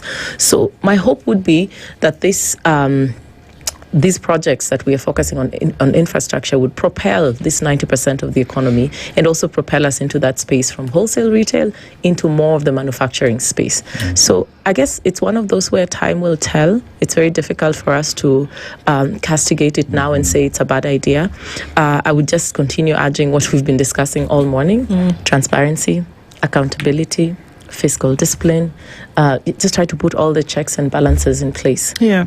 But from the onset, you can tell certain things that, you plant something in the ground and a shoot appears from the earth. You can tell if it's going to be a good stock plant from what you see. If it sprouts and you have a healthy stalk and then you have leaves, you can tell that, okay, this is going to get somewhere unless it's hit by blight later. So in the beginning, you can tell. Let's go to the infrastructure fund, for example. Still till date, there is no office. There is no board. Who is going to be running the thing? So you can almost tell from the beginning that it looks as though you're already going down the slippery slope because you don't have your things in place.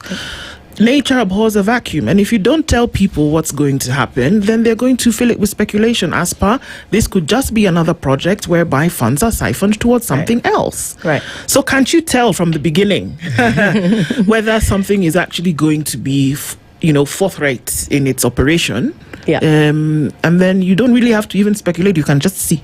For the infrastructure fund, I think we were here also discussing it. And my biggest question always remained with the issue of contingent liabilities, like the backstops with who. That wasn't quite clear when we were discussing the infrastructure fund.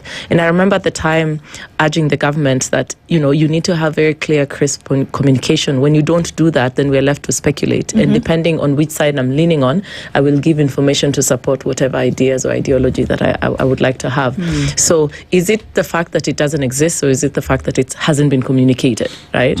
And I think that then the responsibility relies with the powers that be, that they should be able to communicate, be very clear, and say, because this is Kenyans' money, right? This is your future.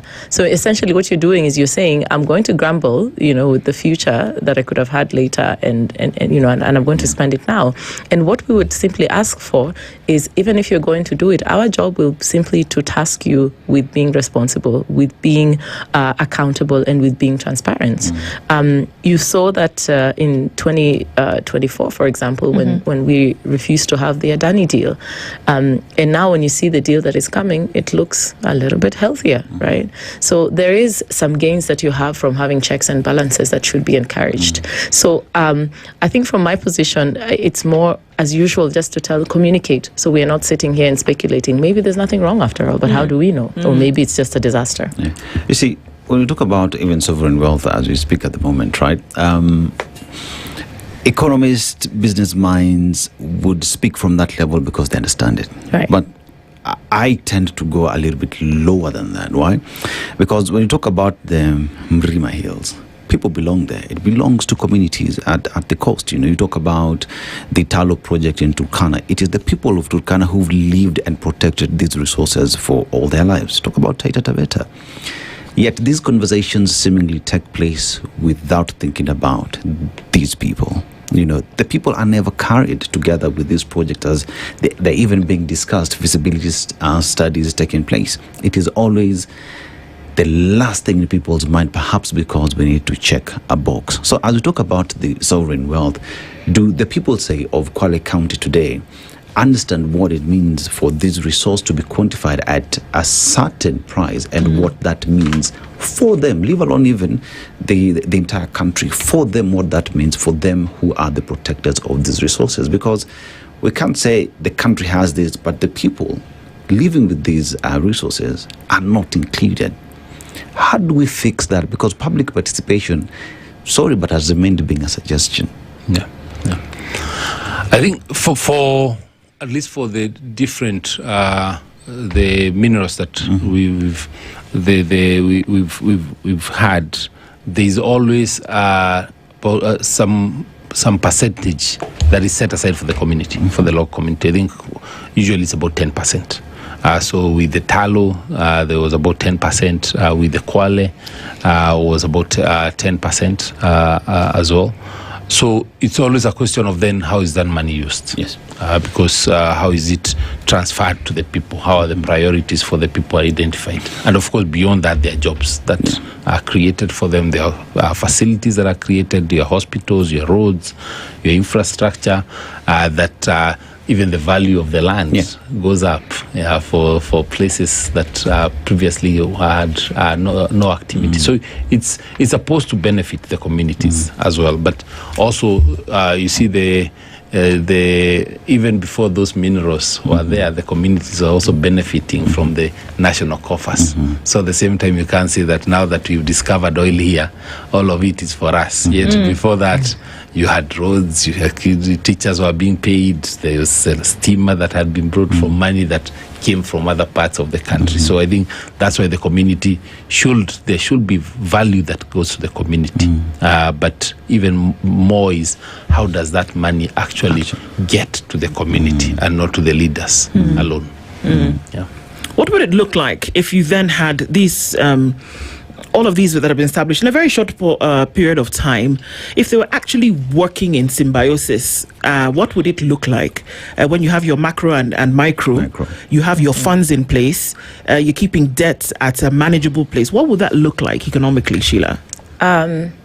One of my favorite professors and economists is Sachs, and he always said, if you're doing proper economic planning, I want the people to feel the economy. You don't have to bore them with a lot of jargon, right? So they will feel the economy. I think what that would look like is that it would be that if you are running a small business, you are able to grow. It would look like you are able to get customers because they're coming in from your little shop and they're buying from your little shop and you're expanding your stock. It would look like we would have money set aside so that we can meet our development needs. I'm a huge champion also of having the government act as a conduit so that you use the private sector to meet your development needs.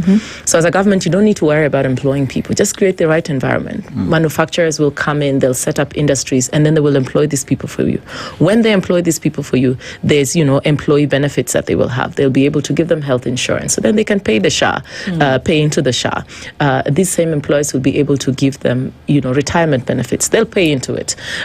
You have school systems that work. When you have manufacturers or industries in place, you're able to get much better tax benefits out of them.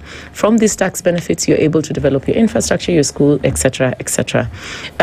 So for me, it's okay to focus on the big indicators, but really most of us Kenyans don't need to know how all of these jargons work. They just want to be able to say, when I walk into a supermarket today with 5,000 shillings, what am I able to get with that 5,000 shillings, and how much anxiety am I having with it? I think that's what we're grappling with as Kenyans versus what I was able to do 5 years ago. So even as we do these measurements as economists, we always use something called a food basket because it's very basic. I want to be able to know if I walk into the market with 5,000 shillings, what can I buy and what can't I buy with it from this period as opposed to the next period. So for me, that's what it would look like. And in terms of Kenya's economy, sometimes you get frustrated because we have absolutely everything in Kenya. It's amazing. It's amazing. We have the brains that we need. We have the natural resources that we need. So it's a question of integrity, of rolling up our sleeves and really saying, this is a priority. And honestly, a lot of political goodwill. You need a lot of political goodwill that you can actually focus on the well-being of the people. And you can say, you know what, as much as we have oil in this particular place, I want to think about Kenyans and Kenyans. I come from Migori County. I come from Nyatike constituency. We actually have gold and we have copper. And, it's always ironic because the places where you have the most of these deposits always have the most infrastructure challenges, right? They're the last ones to get tarmac roads. They're the last one. So you have this concept of the resource curse. Resource curse has been studied for decades and decades and decades. At this point, we're not supposed to be falling into the trap. We're supposed to know a little bit better and learn from other places that, have gone through this before. But you need leadership, goodwill. But even as you talk about goodwill, Nyakera, again, we have just discussed about the oversight aspect of it all, where, as we speak right now, the public does not have eyes to where those funds will be going to, the backstops with who exactly. So as we talk about setting up all these funds, it's a good thing, but there are no eyes. What do we do about it as Kenyans? Do we just fold our hands and say, we hope things are done right? Where do we go to? Where's the last resort for us? Actually, we can't. We can't do that. Because if we do, then we'll have nothing left. And not even for our children. Even for ourselves, there'll be nothing. I think what we lack is a track record of procurement discipline. And because of that, then, of course, Kenyans question everything. And they have reasons to. We do not have structures that can be trusted to deliver at such scale. If you're putting up something which is... You have a fund worth 5 trillion shillings that is being put together and is being managed and run between State House and Treasury, then with nobody in between there to oversight, it means there is enough money even to bribe any courts to pass whatever is required very quickly. So oversight is very important, and the administration, the current administration, should work with Kenyans to put in place systems and structures that allow oversight and not try to remove oversight from every opportunity they get. They remove oversight. By the examples I was giving, by you saying that sports Ministry of Sports cannot supervise Talanta, and you give it to DOD, you need to give a very good reason constitutionally on why a project that falls under the sports, where the money, the repayment will be coming from the sports fund, which is under the Ministry of Sports, they should not be the one that oversights, even in terms of reporting to Parliament. Because it's the Minister for Sports who should be going to Parliament to give them the progress, the numbers. Now is the Minister of Defence who is reporting on the issue. So it doesn't make sense. So I think we should respect the will of the Kenyans, and Kenyans want their money to actually be spent right. And that will only happen when there is oversight and when we start creating procurement discipline. Yep. And that's been our conversations. And to hear both of you say that, in essence, there's nothing wrong with these things. What's wrong is if you don't do it right, essentially. So the hope is that it will. A hope and a prayer, and knock on wood. Sheila Lang is a development economist, and Irongo Nyakera, former PS Planning. He knows what he's talking about. Thank you very much, both of you, for being here with us this morning. Thanks for having us. Good morning. It's 8 a.m. Spice up your life. The latest news from around the world. 94.4 Spice FM.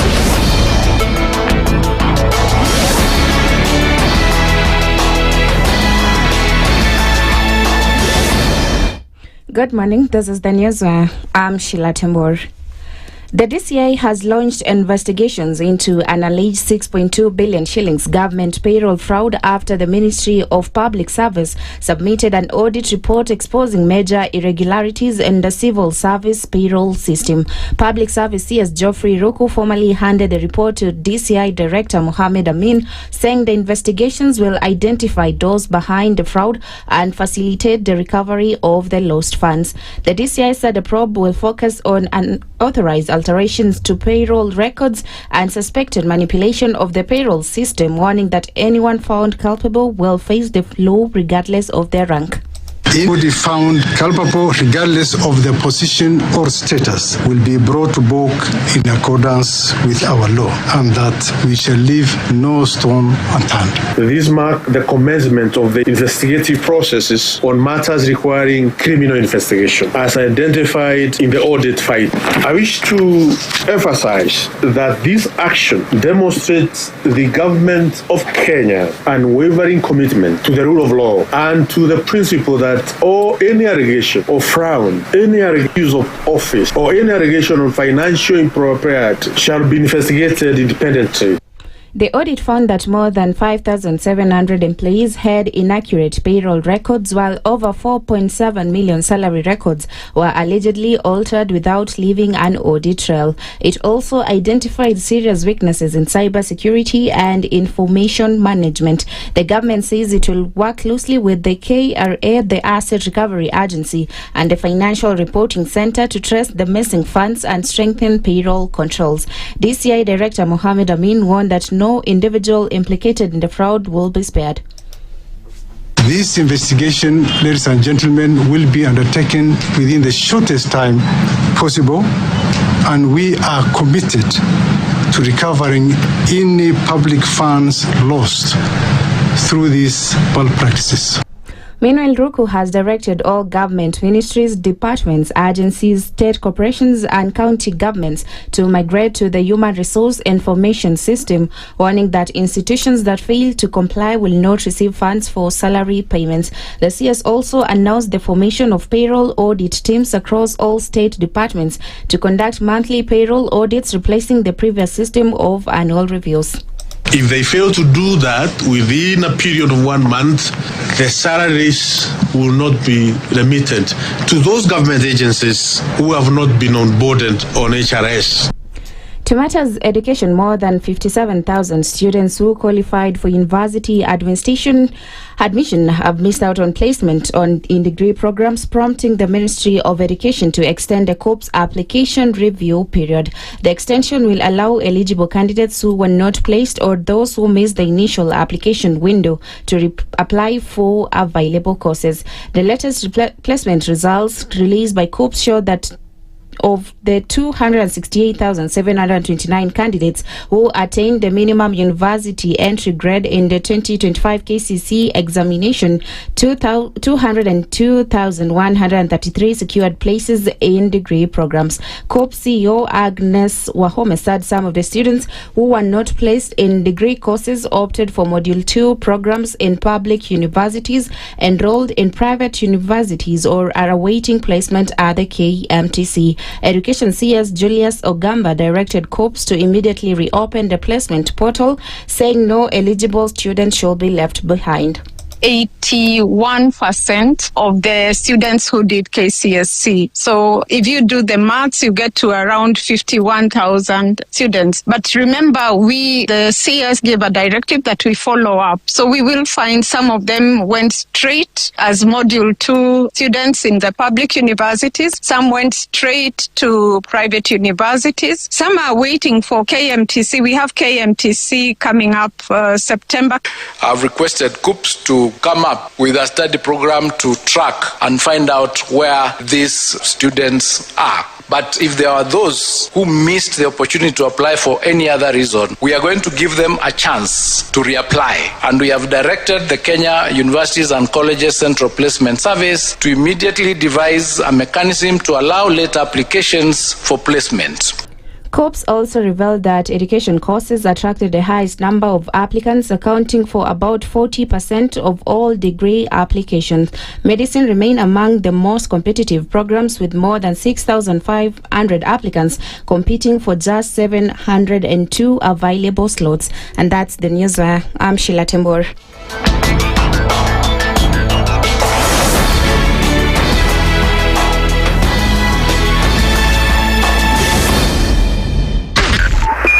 .5 Spice FM, Kisumu. The following takes place from 6 a.m. to 10 a.m. every weekday on Spice FM.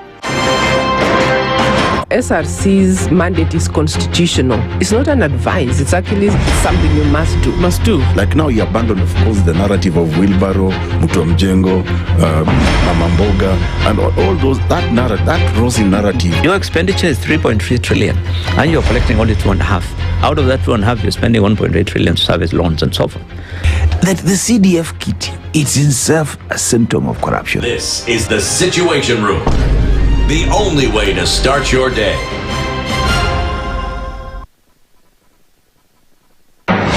The following takes place from 6 a.m. to 10 a.m. every weekday on SpiceFM.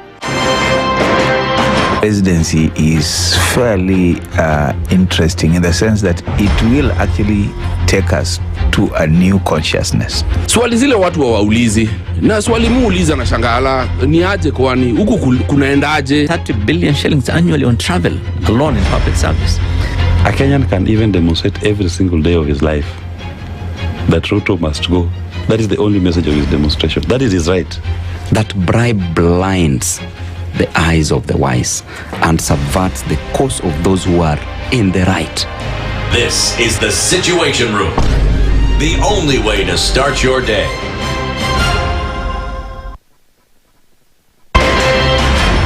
In this country, 6 families and 8,000 Kenyans control 90% of the GDP. We are not a country. We are a plantation. We work for Ruto. When you're telling the judges court orders are papers or they will not obey court orders, they're sitting and you're seeking orders from them. So how are they supposed to interpret it? Isn't it an oxymoron? When you see a judiciary that seems to be under some control somewhere, you start questioning. We have very powerful governors, but they don't use their offices to serve the people. If you are not shameful to do what you are doing, why should we protect you? I'm human. Everybody's human. So when you're told, kuja tuongee, I mean, you'd be a fool to say, "Sitaki kuongea today." Conversations have to be had, you know? People in leadership should only go into leadership if they are ready and willing to change the lot of the people. The Situation Room, Kenya's biggest conversation. The following takes place from 6 a.m. to 10 a.m. every weekday on SpiceFM. He is himself actually has admitted that he bribed members of parliament, so... he admitted that he bribed members of parliament? Well, when he said... The government. Yeah, when he said that he gave the 10 million was for what? We're always quick to point faults in somebody else before you look at your own faults as a person. If it was Kanu's day, hii amuka naye leo, ungekuwa umeenda bali sana hii. So we must celebrate you. There are 600 million people now globally estimated to be living with diabetes in the world. So it is a major health problem. It's the largest single disease rising pandemic that we're dealing with right now. The Situation Room, Kenya's biggest conversation. Mature, intelligent talk every morning. Spice up yourself.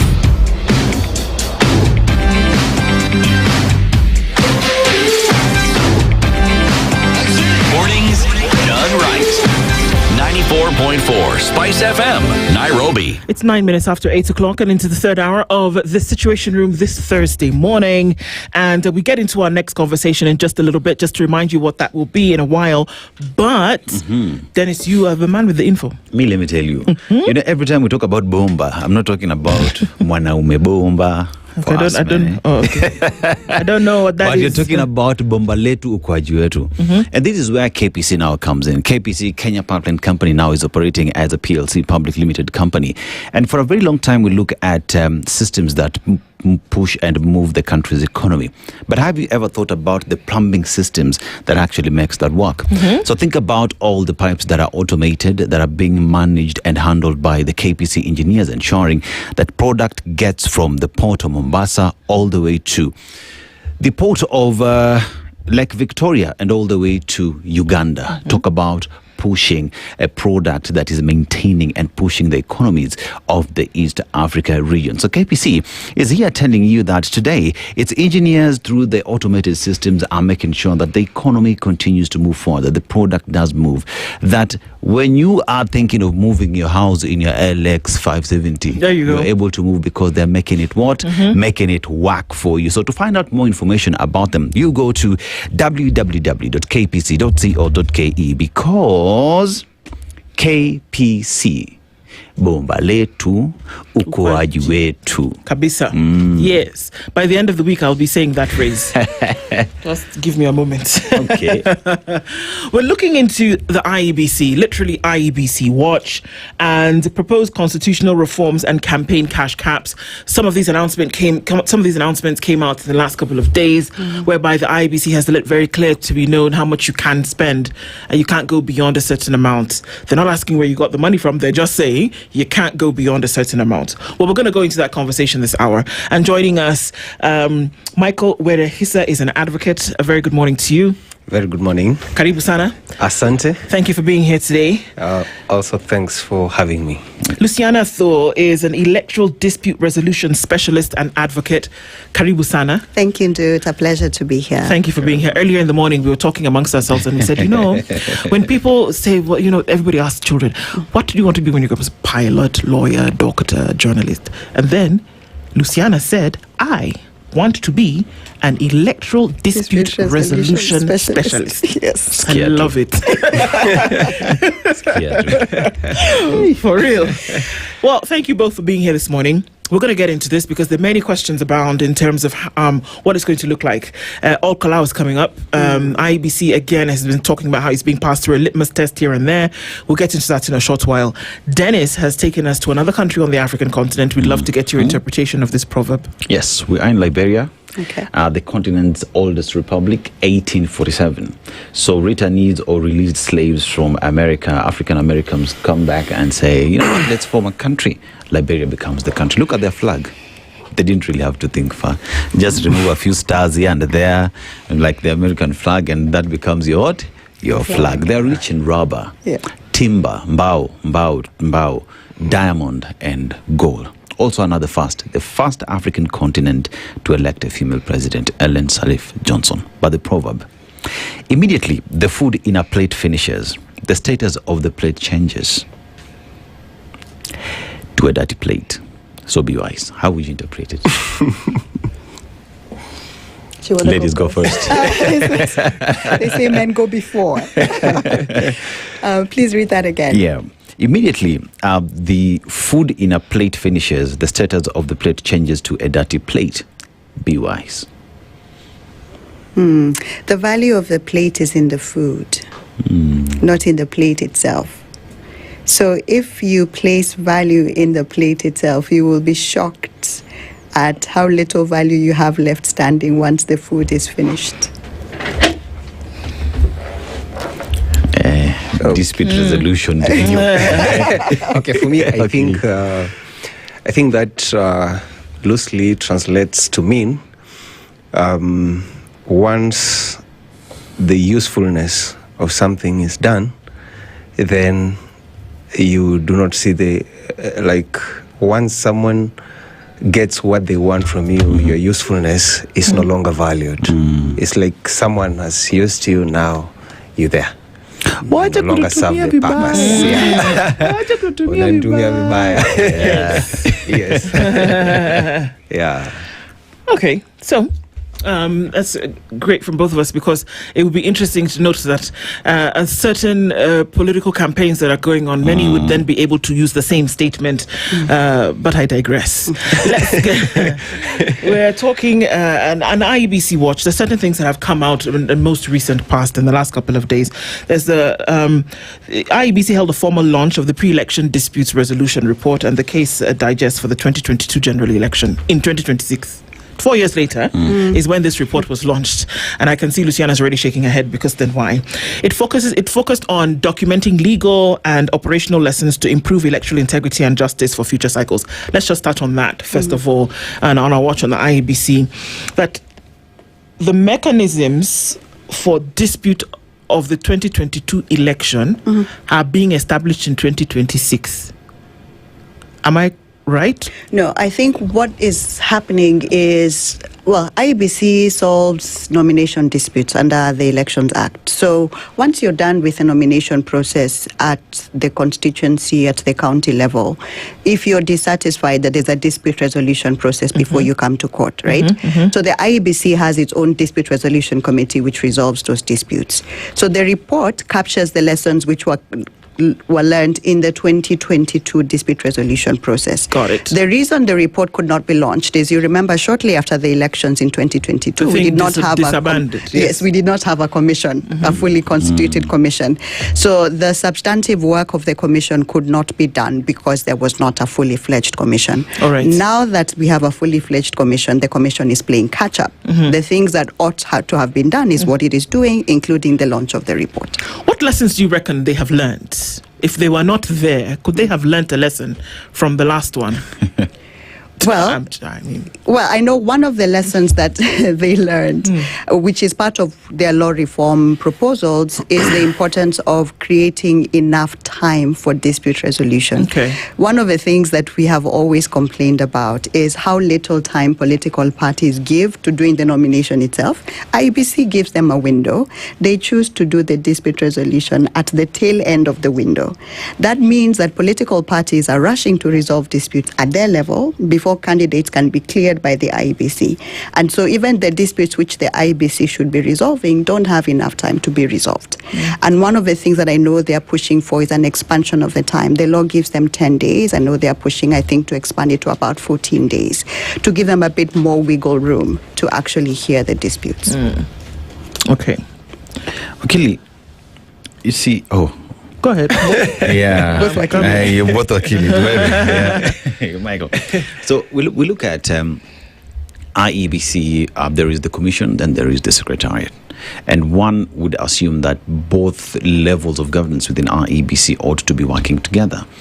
That today, as we find ourselves in a point where we could not get the report because the commission wasn't there, is that a role that is played by the commission, or could the secretariat as well release this report, because it is the secretariat that deal with the day-to-day running of the commission, if I'm not wrong, right? So then one asks the question, as we move forward then, how do we ensure that what we saw in 2022, the lessons learned, that we do not have a divided commission, these are part of the things that need to be discussed to put a stopgap into that, plus dealing with the political influence that we see in the commission. Because then again, remember, in the formation of this commission, there was the issue of political parties who were seconded to select the commissioners themselves. Are these perhaps some of the lessons we need to learn and fix? First of all, I'll start by saying that, if there's any country in the world that has had the most electoral reforms, it is Kenya. You see the works that have been done by Professor Yashpal Gai, works that have been done by people like Ongoya, Zebedi. It's a lot of work in the election dispute management process of the Republic. But then begs one question. It's about good behavior of the people who are put in those places. Mostly it's not about the laws, because the laws are there. What is supposed to be done has been specified in the Acts of Parliament. But now the problem that we have, for instance, in the 2022 general elections, where we saw the commission is divided, then it means that we lack, first of all, to appoint people with integrity to hold those offices. Because you remember in the Constitution, you have Chapter 6 that talks about leadership and integrity. Anybody who goes to hold a public office, integrity is a very integral component of the person that holds that office.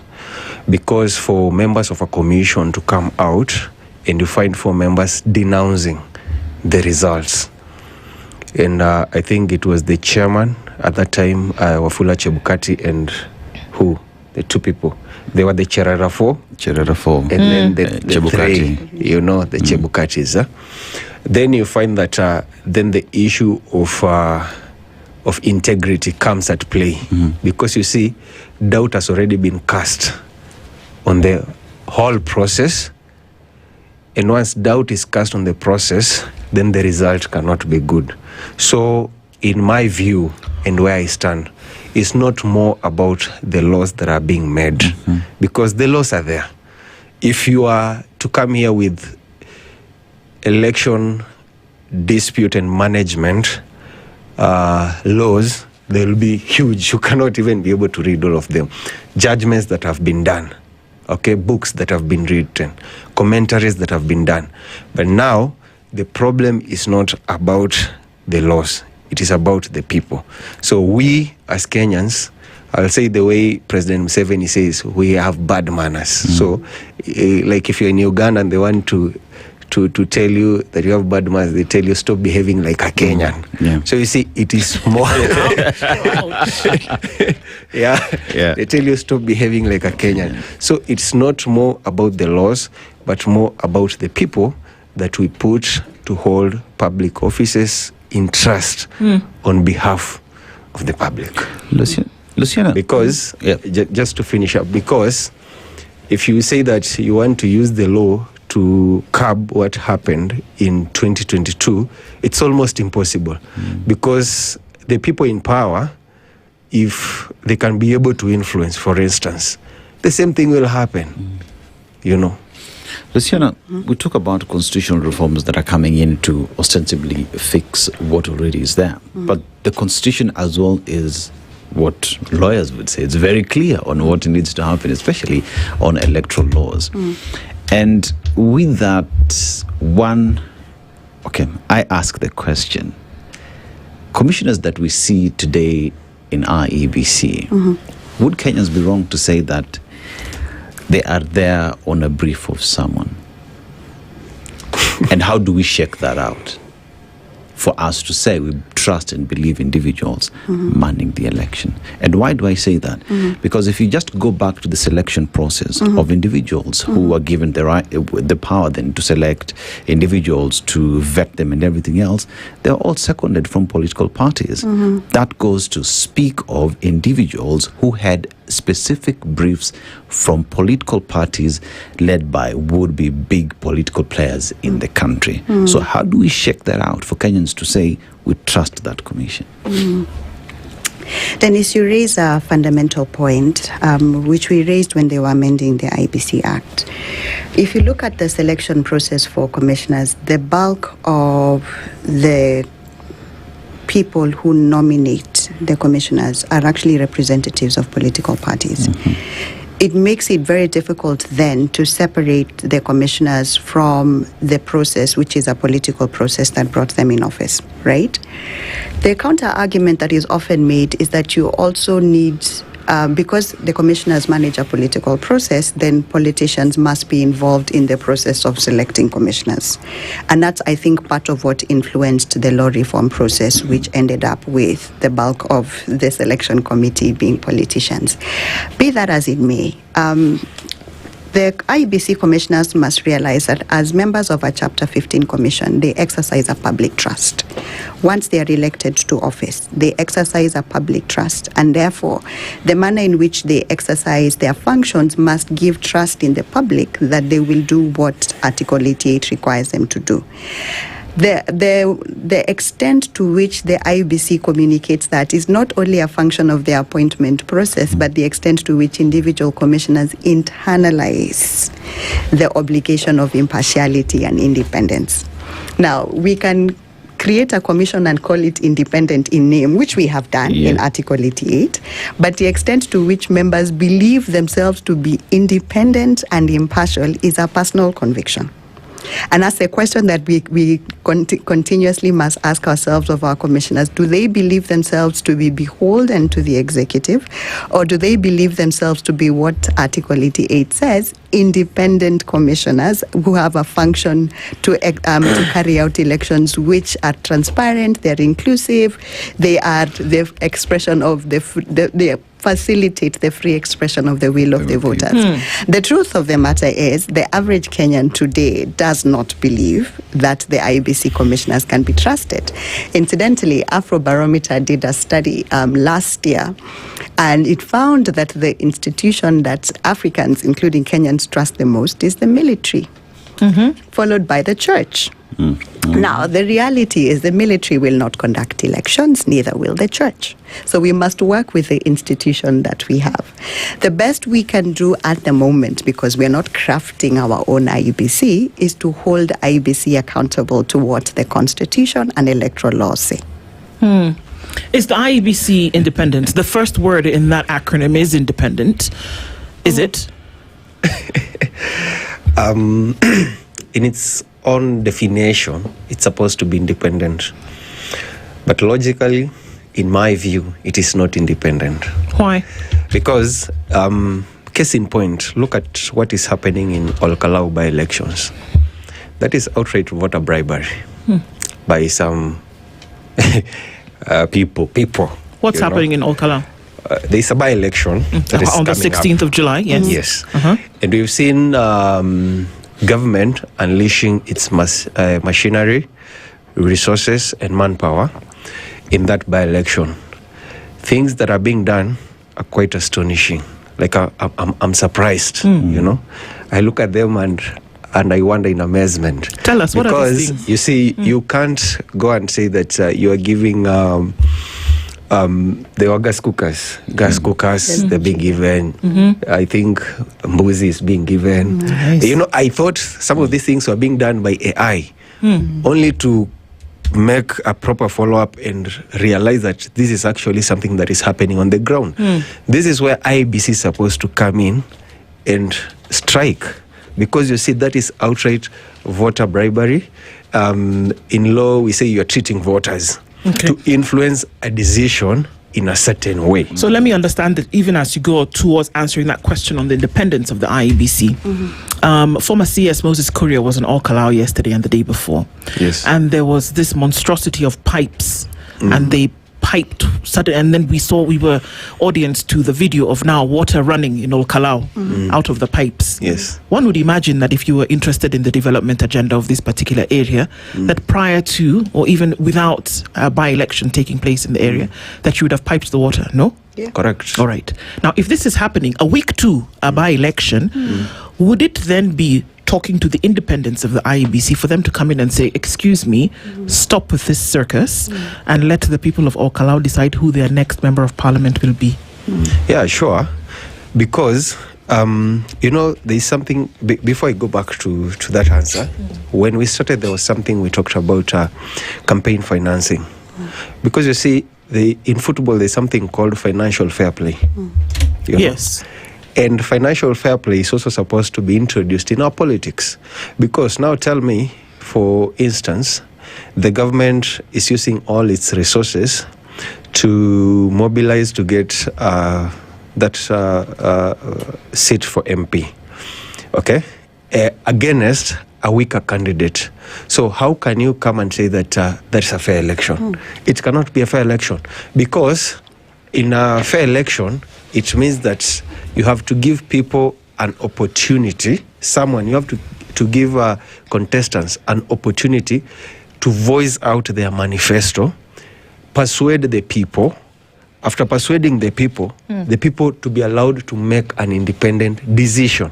Because if you do not do that and you're treating voters, it means you're influencing, okay, their decision so that it can influence a certain outcome.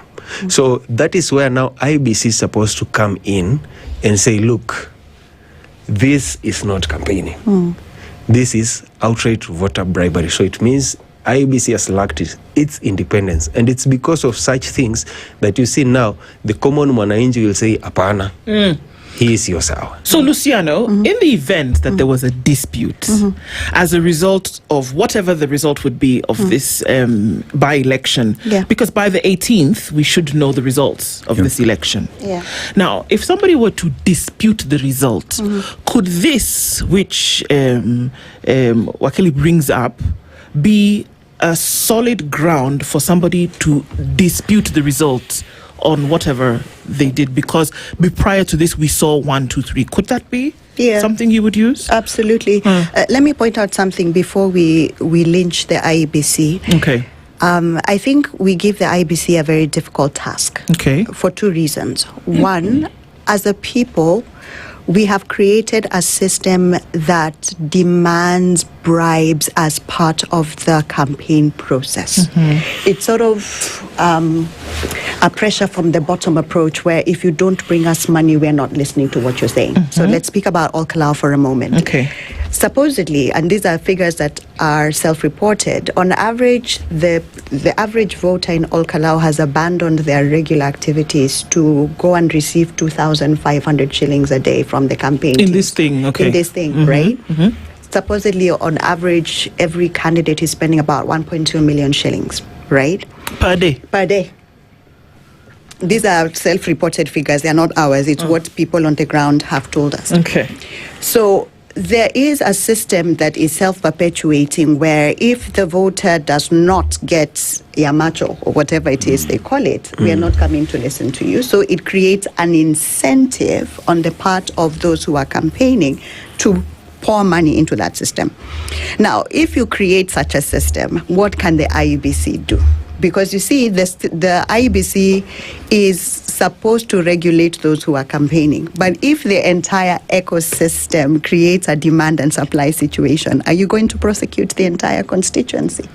Well, that's like saying if everybody broke out of a prison and started shooting up the neighborhood, that because of the fact that we know we're supposed to instill law and order, that because the guns outweigh the non-guns, then we can't do anything about it. I'm not saying we can't do anything about it. What I'm saying is what we have is not a legal problem, it's a culture problem. Okay. But we are requiring the IBC to apply a legal solution to a culture problem, right?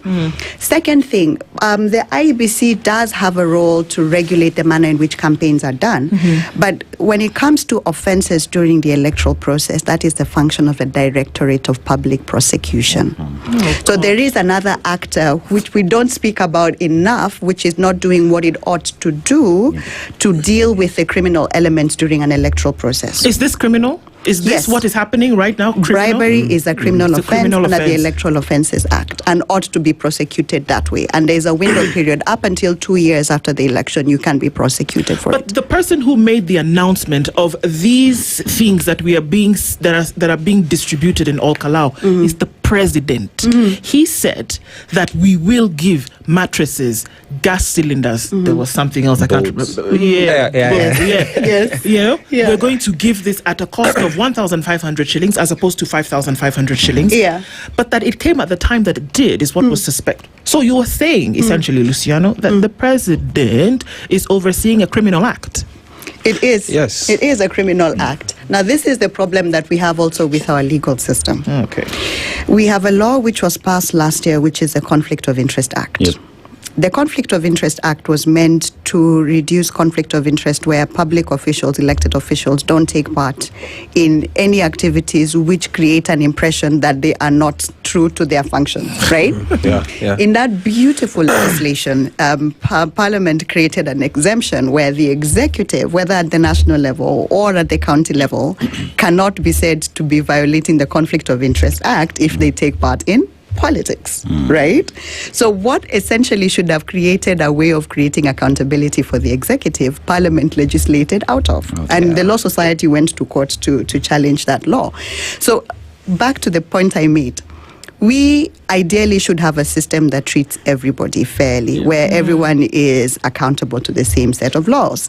But we have a system where we have a culture that demands that we don't do the right thing, and then we exempt the very people who should be accountable from accountability.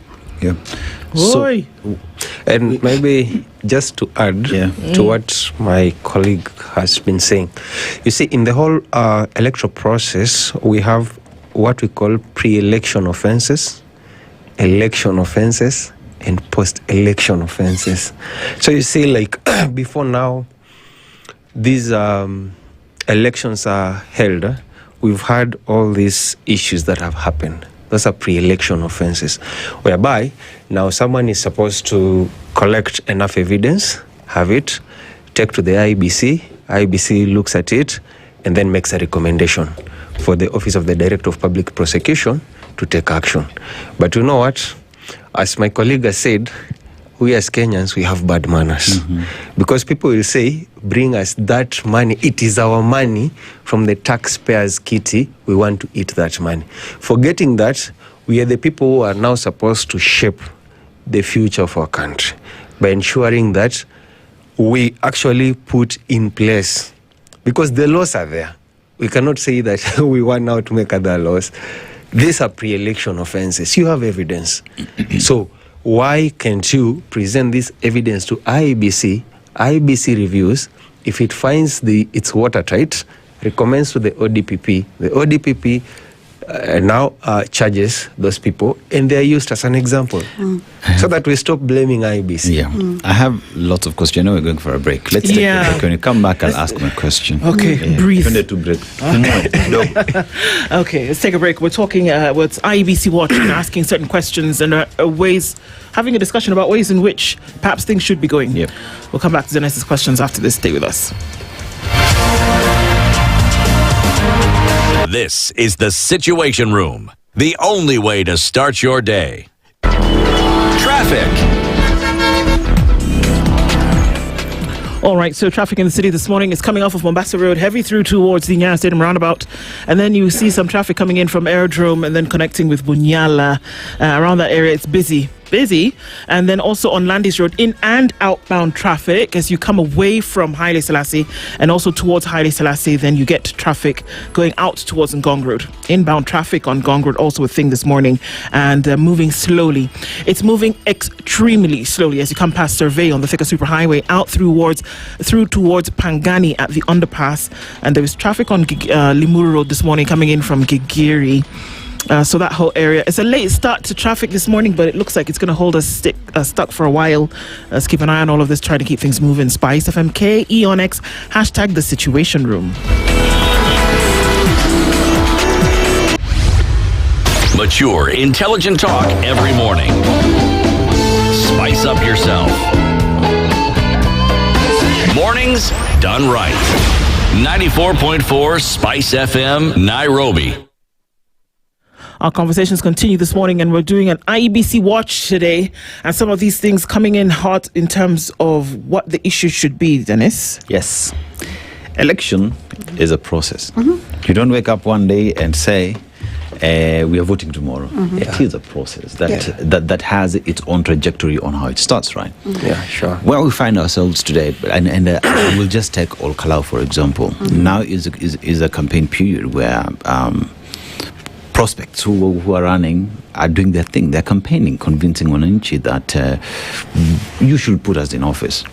But while at that, there are different agencies that work hand in hand in this process. There are Wananchi, who are front and center in casting their vote and donating that mandate to the people, to those individuals. We have the police security. IEBC has officers attached to them. We have DCI or DPP, electoral offences, investigations, and everything else. IEBC has asked for prosecutorial powers, right, to be able to have in the latest proposal, the changes that they want to see, prosecutorial powers, to be able to prosecute individuals who are breaking electoral rules and laws. My question is, everybody seems to have turned a blind eye in what is happening today, because if we are saying that what is happening in Okoh today is against the law, where is the ODPP, where is the DCI in arresting people and charging people in a court of law? Where is the registrar of political parties in making sure that political parties play as per the rules? Where is EACC in looking at state officers who should not be participating in these campaigns? They're doing that. Everybody else seems to be quiet, but us who are talking about it. Why is that the case?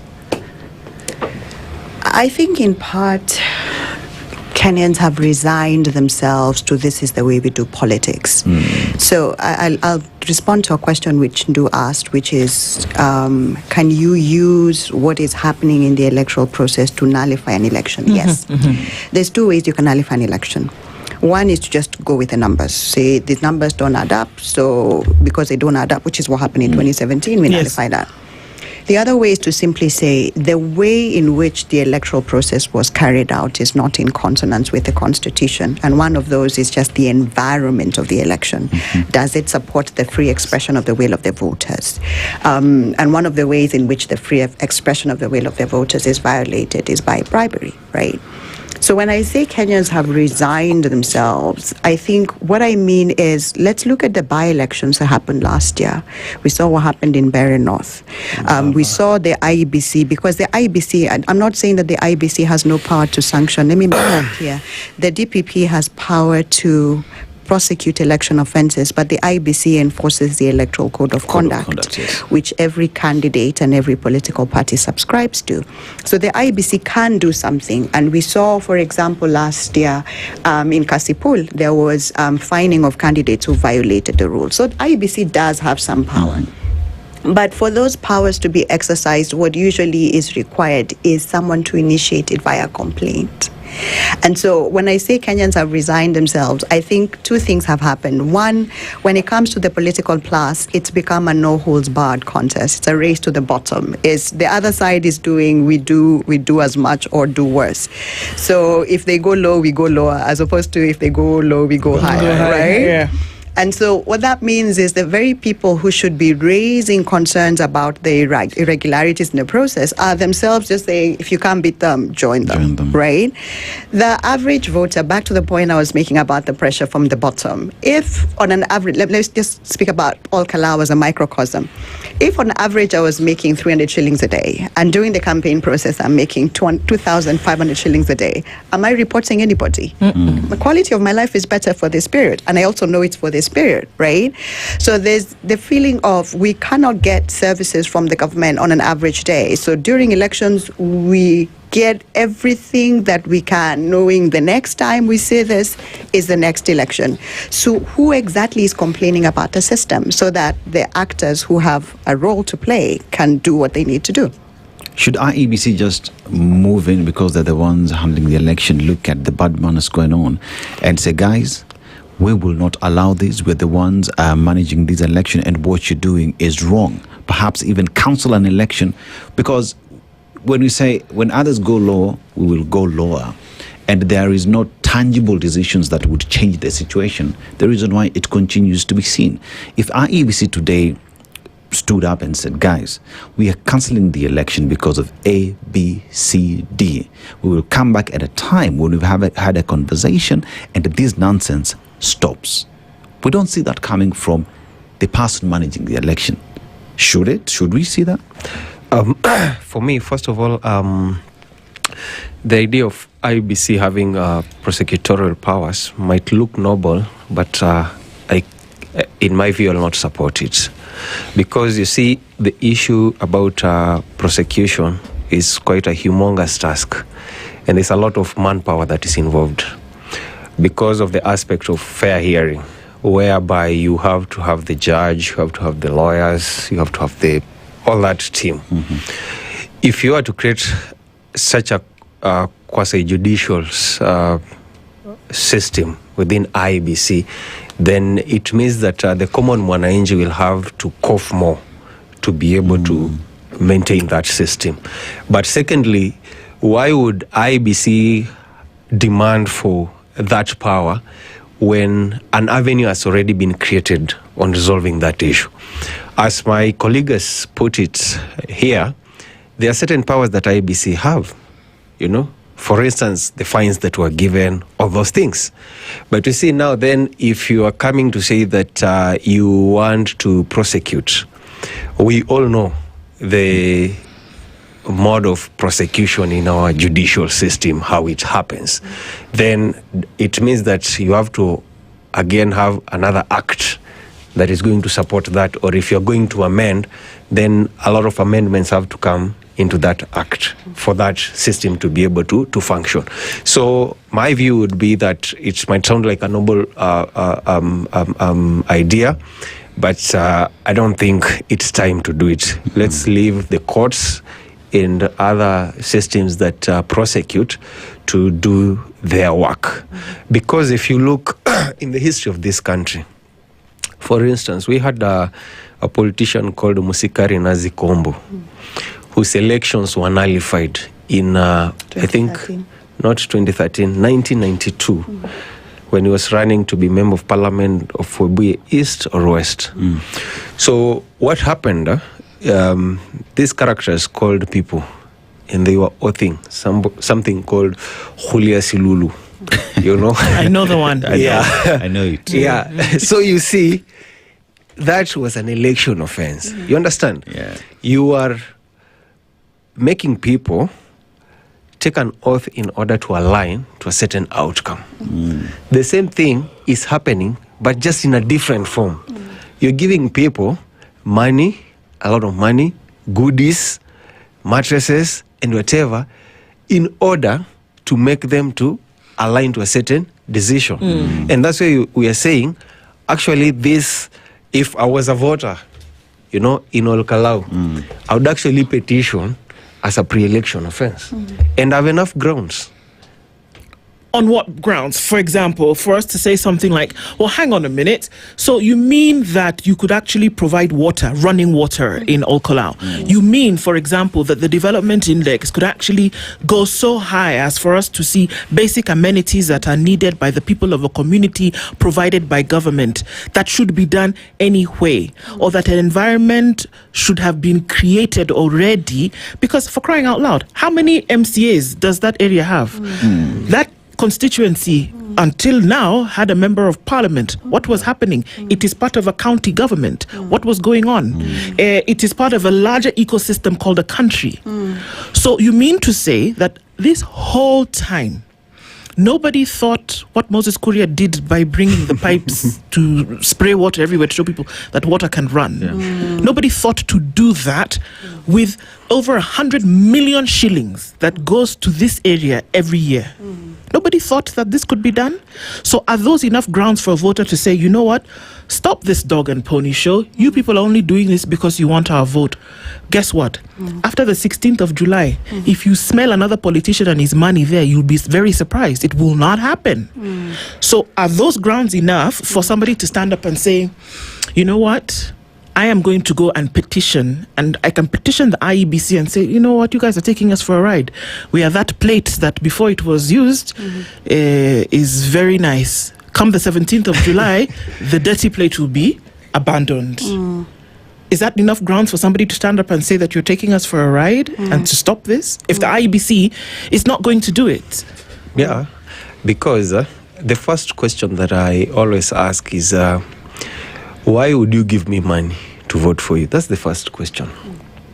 You understand? Why would you come and give me a water tank to vote for you? Because when you look at the process of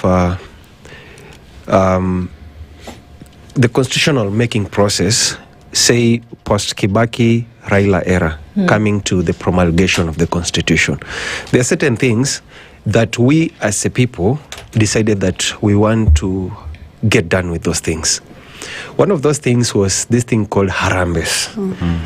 You know, because harambes were used by politicians, you know, to popularize themselves and be able to be seen by the people as doing something. And that's why after the promulgation of the constitution, we had clearly cut out structures that were put, and they're supported by acts of parliament. For instance, when we had to come up with the CDF, okay, the CDF was supposed to do certain things to avoid issues of saying we are going for harambe. Okay, different arms of government were budgeted for, you know, like for instance, if it's the judiciary, it has been budgeted for to do specific things, so that I cannot come and say that because I'm not supporting the government of the day, I cannot be able to get development. So the thing that I'm saying in this election, if you come and give me 1,000 bob to tell me to vote for you, that is bribery. That is treating voters. So that alone, you see, you don't need a lot of grounds to go and nullify an election. You just need one offense that you can be able to prove, and then that election is nullified. I mean, Luciana, IEBC the other day just gave us a directive to the political class on campaign funds. The cap there is, we're talking about the president spending close to 4.4 billion shillings, And whilst one would look at it and say, at least there is some control, do we ever pause to ask the question, where is the source of these funds that these individuals are spending in this election? Because at the end of the day, as someone is campaigning, there ought to be, okay, fine, I withdrew it from this bank, but I made it through these means. Therefore, I can spend it because it is my money and I can prove to the system there is where this money came from. Because accountability, remember what I said, election is a process. And how that process ends up giving us leaders will be determined by a lot of things, including the source of these funds. Because money laundering is a reality during electioneering process. While IEBC is telling us you will spend 4.4 billion shillings, we are not seeing KRA saying we need to see the source of funds. Should they work hand in hand? Because it's an ecosystem. Yeah, absolutely. I think you raise a fantastic question, and I want to just piggyback off of the last question, which is elections do not happen in a vacuum. They're a process that happens within a context. And if we have laws that are ignorant of that context, then they are not effective. So one of the hardest issues to prosecute in an election is vote buying, because we live in an environment that does two things. One, you repress the people so much economically that this bribery is what they are looking forward to because they don't know better. To the average voter in Olkalau, this voter bribery conversation is a very elitist conversation. It just does not resonate. And so one of the things we must always ask is, what is the system that perpetuates that? The second thing is, we must remember that we inherited a system that is very patronage based, and every elected official comes into that system. You keep the people so suppressed so that when you give them handouts, then you are electable. In fact, look at how we choose leaders to re-elect. We elect them based on their development record, meaning if you don't have a record of what you have done for us, we cannot do anything for you. Now, let's bring that conversation to the campaign financing conversation. I think as a country, we have gotten the conversation on campaign financing wrong. I think the entire structure is wrong. I think what we ought to have is a political financing model. Why do I say that? The campaign financing model tries to regulate how much we spend on an election period, whereas, as you rightly pointed out, elections are a process. Let's be honest. The current president began campaigning for his presidency in 2017. Right? He did not begin campaigning 6 months to August 2022, right? So if you come up with regulations like the IBC has done, where we are trying to regulate how much you spend in the 6 months before the election, we are really trying to rein in the horse when it has already bolted from the stall. We are trying to create an illusion that we are doing something, but the reality is we are not even putting a dent in it, right? So even before we deal with the amounts that we're dealing with, we need to look at the periods. And for me, having an election campaign financing law that limits the period within which we're regulating financing makes it a non-starter. Number two, you're talking about the sources and whether it should be a multi-agency conversation. The law is good in various ways. For example, it tries to say don't use illegal money, don't get more than 20% of your money from one person, don't get money from foreign governments. It gives some parameters. The question is the capacity of the law to check compliance, because the law is based on self-reporting. The entire framework requires you to come and tell me, where did you get your money? Did your money meet the limits? Did you use it the way we told you to use it?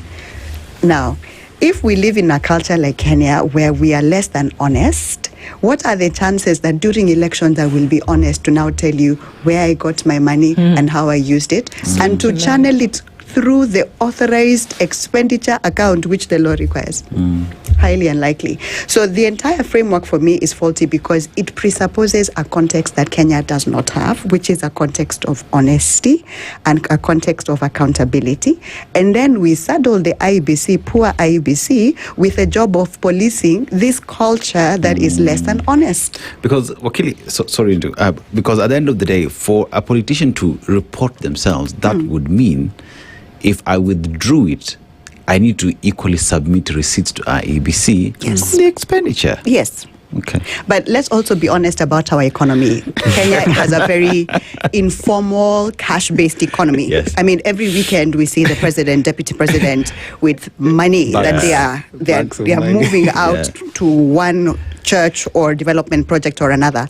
So when this law requires that we operate bank accounts, tuambiane ukweli, even in the way we ordinarily do politics, we don't operate accounts. Money is moving in a very informal system.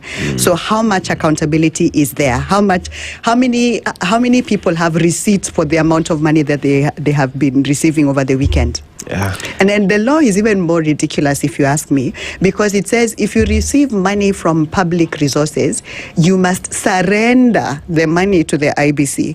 Now, which person do you know who is going to voluntarily say, nilipewa 2 billion, hii pesa chukueni? It's not possible.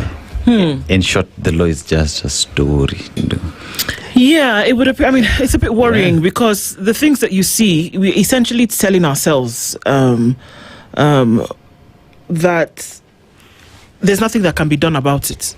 That's what we're saying. No, there is. From the IEBC point of view, after the Magarini by-election that happened same time with Kasipu and Malava, the IEBC was very clear, and we talked about violence that was taking place in certain polling stations. And what did they say? That they were waiting for police to come and investigate. They're going to send a report to the police, and hopefully till tomorrow. I don't know if it's coming by pigeon mail or what's happening, but it hasn't happened yet. And this is a by-election, which people are saying this should be inconsequential because all you're doing is you're replacing one individual with another. It's not from scratch. But that till now, they're waiting for the police to do a report about violence at polling stations. You see, so not that nothing can be done. Nobody wants to do anything about it. And if you have an undesiring commission on certain things that could potentially plunge people into a position of chaos, that's a really worrisome position to be in, isn't it? Yeah. You see, it goes back to where we started about people having good behavior. You know, the law cannot regulate everything. The law cannot come and tell you how to behave. It can tell these two people who have the backing of whomever to actually withdraw from the thing. It can. But the problem is that we don't want to be radical. We think that we can court an issue and just, massage the thing down the slope and then be surprised when it turns around tomorrow and bites us. No, we don't want to be radical in moves to actually do something, because even when there was violence, people were supposed to be censured. A guy paid 1 million shillings like it was no big deal. But then if somebody comes out today and says, you know what, enough of this nonsense, both of you were suspending this thing, and we'd rather have a constitutional crisis than have this, which is a blatant abrogation of the law. But we're never that radical, ever. I don't think it's that the IBC doesn't want to be radical. I think we must also be fair to the IBC. Let me hold their brief for a second. 2 instances. I don't know whether we remember the time when Sabina Chege stood at a rally and said, tutaiba vile tuliiba hiyo ingine, right? And she was summoned, and the Electoral Code of Conduct did its investigation, and they found her culpable, or they attempted to find her culpable, but the court stopped the process, and they reined in on the IBC. Something else that I found interesting in the former chairperson Ahmed Isak's book, The Referee of a Dirty, Ugly Game, the IBC must also ensure its survival as it is doing its work. One of the things that he points out in his book is how, for example, when they tried to limit constituencies in a way that MPs did not like, and MPs told them, you remember that the next time you come to see us for a budget, you're not as independent as you think. So one of the things that I know the IBC is constantly grappling with is how do we do what we're required to do, but also ensure that the next time we want to get budgetary approval, we don't get our budget slashed and make it impossible to do our job. So there's a survivalist element that I know is very alive in the minds of the IBC. And when it comes to law enforcement and the extent to which the executive claps back and the parliament claps back on what the IBC can do, the IBC becomes a bit more measured in the things that it does. And that's a reality we must sit with. Final words from you. Yeah. For me, I think also we as a people have failed the country or the nation. Because you see, I'll go back and look at some of the rights we as people have. For instance, the right to picket and present petitions and demonstrate. Because you see, as a people, if you see, for instance, the way my colleague has said, that IBC can be afraid to take certain measures because they're afraid Parliament might slash their budget and all those kind of things. It is us as a people to support. And we actually have the power. The power belongs to the people. We, the people, we can actually go out on the streets, demonstrate, picket, demonstrate. Because one thing I've come to understand, every government in Kenya understands only one language, demonstration. So my final remarks would be, we as a people should not take these things lightly. For instance, what is happening in Olkalau is just a projection of what will happen in 2027. Okay. And we must be able to cure this problem before we get there. Because now when we get there, it will be much more difficult.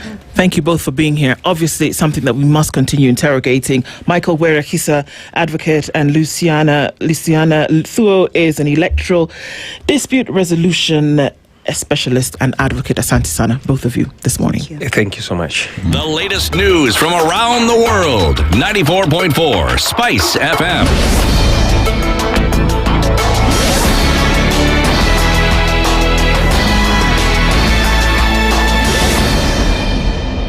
Good morning, this is the news. I'm Sheila Tembor. Treasury CS John Badi has appointed 6 members to the National Infrastructure Fund Board, making the start of the implementation of the new government fund. A notice published in the Government Gazette lists the appointees as James Moria Mwirigi, Fahima Ali Ahmed Zain, Christopher Kibui Maranga, Latoya Ouna, Lawrence Kibet, and Mohammed Abdirahman Hassan.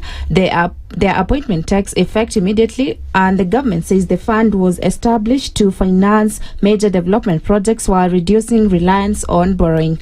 Projects expected to benefit from the fund include the first phase of the Jomo Kenyatta International Airport upgrade, estimated at 154.2 billion shillings, and the expansion of the Nairobi-Namanga Road to a dual carriageway to improve transport and support economic growth. The family of Cecil Ouma from Homa Bay County has called on Youth Affairs PS Fikirini Jacobs to step aside to allow an independent investigation into the death of their kin. The family alleges that Ouma was shot while in Jacobs' vehicle on 30th June, saying the PS remaining in office could compromise the integrity of the investigations. His staying in the office will interfere with investigation. So if he could step aside kidogo, just kidogo, to get the truth, that will be helpful. I know how he was killed and why he was killed. I'll be very happy to know that. And if, because Cecil was the hope for this home, he has left this widow. This is his brother's wife. His brother also died. He has no house. In August, Cecil was trying to get some money to come and build for her here. And now since Cecil is gone, no hope. Speaking in Ogelo village, Kabondo Kasipul, the family also appealed to the government to assist with burial expenses. Cecil's cousin Samuel Awino said they want justice and the truth established over the circumstances surrounding his death. We've lost our one who was struggling to feed the family. You can see around and you see how things are. We are not even begging. We are asking for the government to take full responsibility of the menace that has been seen. And as a matter of fact, we want justice. We don't want assistance. We want assistance, yes, but what we will need most is justice. Meanwhile, National Assembly Majority Leader Kimani Ichung'wah has commended President William Ruto for signing the Sovereign Wealth Fund Bill into law. Speaking at Mutanu Market on the outskirts of Machakos County, Ichung'wah said the legislation will ensure Kenyans benefit from revenues generated from the country's natural resources. He added that the fund will help preserve and invest surplus earnings from public resources for the benefit of current and future generation, with communities in resource-rich areas expected to gain from the investments. Mswada ambao utahakikisha ya kuwa kama tuna madini yoyote minerals hapa Machakos ama Ukambani, kama ile minerals iko Kitui, ya kuwa zile fedha zitatoka kwa hizo minerals za Kitui zinatufaidi sisi vizazi tulio hai saa hii, watoto wetu, watoto wa watoto wetu na vizazi vijavyo, future generations. Huo ndio mswada rais ametia sahihi leo, ya kuhakikisha pia wakati tunapata majanga kama ile ya COVID ilipata 2020, ama shida kama hiyo imetupata mwaka huu ya vita huko Iran, in the Middle East, bei ya mafuta inapanda, uchumi unazorota. We have a fund now to make sure that we stabilize our economy, na hiyo fund ambaye rais ameweka sahihi Nairobi. And that's the news where I'm Sheila Tembor.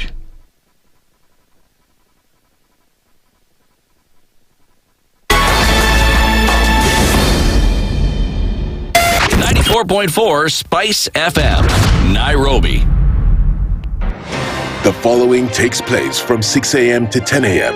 every weekday on Spice FM. We look at the utterances of leaders who are aligned to broad-based, who are initially in ODM. We thought they stand for something. Now they've been exposed. Because we are a third world country, we are poor. And not because we don't have resources, but we have been robbed senseless. Look at the wasteful expenditure. Look at how large government lives. And we've said this is something that can be controlled. It happens in many other countries. Internally, we used to stand and tell him, boss, hii kitu ni mbaya. And you'd say, now he doesn't let me tell you, you saw the other parliamentary group meeting. People went there, sat, listened, looked at him. There was no plenary, left. The Situation Room, Kenya's biggest conversation. The following takes place from 6 a.m. to 10 a.m. every weekday on Spice FM. Every time he kept on saying he wants a vibrant opposition. How does it make sense that public money has been used already and then they dare to sell it back to you? Why they're not giving them for free?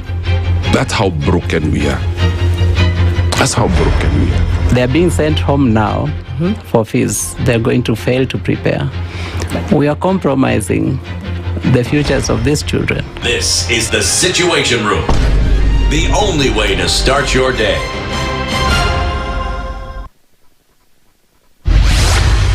Mature, intelligent talk every morning. Spice up yourself. Mornings done right. 94.4 Spice FM, Nairobi.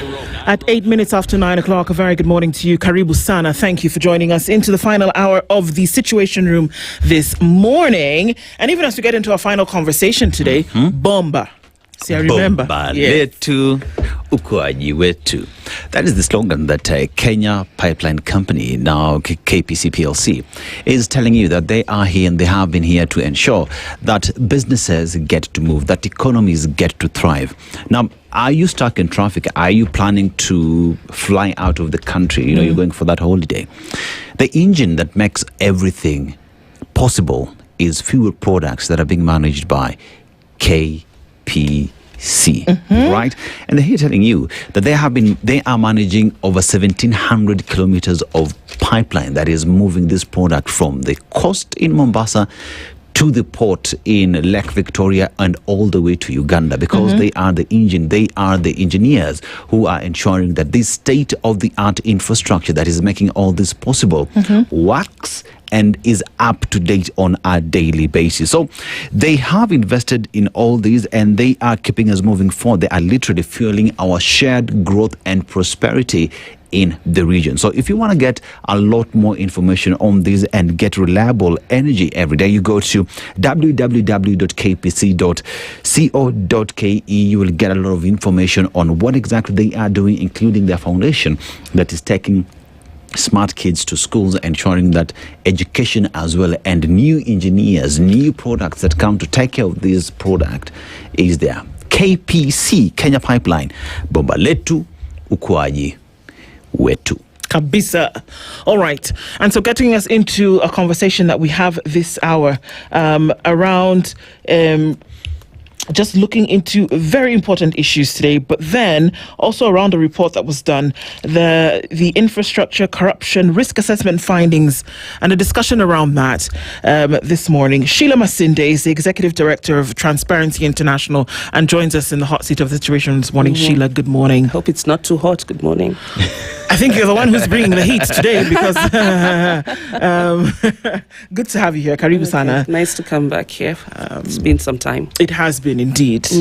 And so thank you for doing that. Of course, the key questions that we're asking, and we're focusing on some infrastructure projects today. Of course, the big one being the SGR. But before we get into that, Dennis, of course, you know, goes around the African continent every week. He's landed in a country this week. I'd love to hear your interpretation. Okay. Today we're in a beautiful country, a country of many firsts, including having elected the first female president in the continent, Ellen Sirleaf Johnson. That is Liberia. You know, the very first republic as well in the continent, formed by released slaves from the Americas, so African Americans coming back in 1847, forming the republic. And in there, they find a lot of resources. So you talk about rubber, timber, diamond, and gold that is pushing the country forward. But the problem that we get from this beautiful country, immediately the food in a plate finishes, the status of the plate changes to a dirty plate. Be wise. For me, that means that something that may start so beautifully and in plenty, there's always a risk of depletion. And once, I think you can look even in the context of the discussion we're having today. You know, you have all this mountain of resources in a plate, and then within no time, if you don't have a plan on how to refill the plate, you'll be staring at something that is, you know, not so desirable, an empty, dirty plate. So always have a plan, even as you eat that mountain of food. What's the plan for the next plate? For the next meal. Very true. Very true. Well said. So we're looking at the corruption risk assessment of infrastructure projects in Kenya undertaken by Transparency International, which focuses on the SGR, which is a standard gauge railway. So what informed TI Kenya's interest in undertaking this research, and why does this report matter, especially as concerns the SGR? What informed our selection of not just the SGR, but this report, which is what we call the Corruption Risk Assessment of Infrastructure Projects in Kenya, also looks at other two projects. That's the Kiambu Civil Servants Housing Project and also the Vihiga Affordable Housing Project under the, Boma Yangu, big affordable housing project under the current government, the bottom-up economic transformation agenda plan. And so we looked at SGR and then those two housing projects. Why housing? Why SGR? SGR particularly because we've largely been we spend a lot of money in infrastructure. If you look at Kenya, and it's not just Kenya, but globally, there's a lot of investment that's made in infrastructure, and infrastructure has a potential to change the economy and even the socioeconomic status of a country or of its citizens if it is well thought out, if the right investments are made, if there's value for money and there's a return on investments. And I think the concern has been that we are undertaking large infrastructure projects, and infrastructure is good. I think at this point, let me clarify that we are not against infrastructure. Yes. We are not against construction and building, because I think in the last couple of years, Kenya has literally been turned into a construction site. And that's a reason I almost missed this interview this morning, because I was looking for the Standard Group. In the middle of all the construction. This road has really changed because there's so much construction on this road. So it's a good thing. But then on the other hand is that there's been a lot of opacity in terms of how those infrastructure projects are even identified, selected, the implementation in terms of the construction process, such that when you get to the end point where the service is or the product is being delivered, there's a lot of mistrust. And when you look at there's a high level of trust deficit. Every time there's a new infrastructure project being proposed by government, even look recently with the JKIA, there's always those questions. And it's not that people don't want those projects. Like even in the instance of JKIA, I've said, I would love for Kenya to have a modern airport. It's always so embarrassing for me. In much smaller economies, you leave the country in a very nice, glossy looking, very well organized, laid out, modernized airport in much smaller economies than Kenya, only to land onto JKIA where things are literally falling off, especially when you land at Terminal 2, yes, which is literally very temporary. It looks like a temporary structure. So we want development in this country. The question is the process in terms of even identification and prioritization. So even like for the SGR, one of the questions was it necessary? This, I think on the initiation side not even during the Uhuru government, but during the Kibaki government, there's a question of, do we need this? Yeah. And even the question of, yes, we may need a rail, looking at the old railway line. And then there's a question of, but should it be standard gauge? I remember the questions of, at this point in time, should we even be looking at maybe the electric rail because it's faster, and all those, questions around what really would work for Kenya, such that when you invest in a particular infrastructure project, it is something that will then bring a value for money, but return for investment. Such that even if it's expensive, you're planning around that, yes, I've spent this amount of money, but in the fullness of time, that money is going to come back because it's going to give a boost to the economy. So questions also around SGR has been, we spent a large amount of money. And also remember, there's a lot of opacity in terms of even the identification of who was building that railway.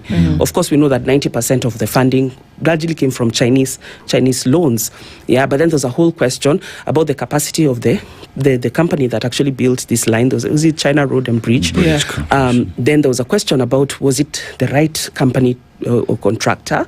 There were questions even around conflict, because there was a feasibility study that was done, but the feasibility study was done by the same, by the entity that later also became the contractor, the person who actually now delivered and built the railway line, So there are all these questions around, conflict of interest, the process of procurement. Was this a priority for Kenya at this time? And then now, more than 10 years later, there's a whole question of the return on investment. But then remember now that we did now 2B. Is it 2B? The one from, no. The 2B is one from Naivasha. Is it is Suswa to Malaba? To Malaba, and then there's, I think, a 2C. So the in terms of the phases. And then there are still questions around the money, because even there are questions about the money that was set aside when this process of the other phases of the SGR were thought out. And you look at now the budget that is being proposed now is almost 200 billion more. Of course, there's always those questions around lapse of time and how the economy is doing, the cost of construction items. That will always change. So, of course, there will always be variations. But then you expect that there will be, of course, when you look at the cost of the construction items, the cost of possibly contracting, and what it will cost to deliver and build that will change. But then you expect that it will still be reasonable. So there are questions around what was set at that time and then what it is going to cost for that to be delivered now. But even when you look at the first phase of SGR, remember that the initial budget actually almost went up by 200 billion, But then when Kenyans ask these questions, you're not really given the answers. And that's now what increasingly causes that lack of trust in this. But there's a lot of lack of trust generally in this country, in a lot of processes. But when it comes to infrastructure, where you're spending so much, I think this is where Kenyans deserve information.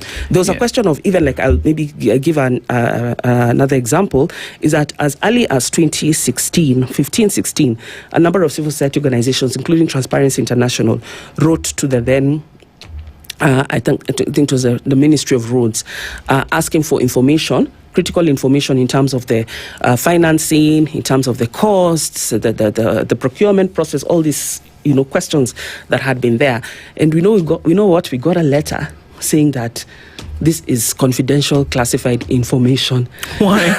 For a public project? Yes, we actually got a letter from the then permanent, then they were called, but I think already principal secretaries, the then principal secretary, who I think it was Engineer Michael Kamal, yes, who wrote to us and said that this we are not able to give you this information. It is classified and confidential. But then this is Kenyans' money, even if it is money that we were not eventually given because it was a loan that was acquired.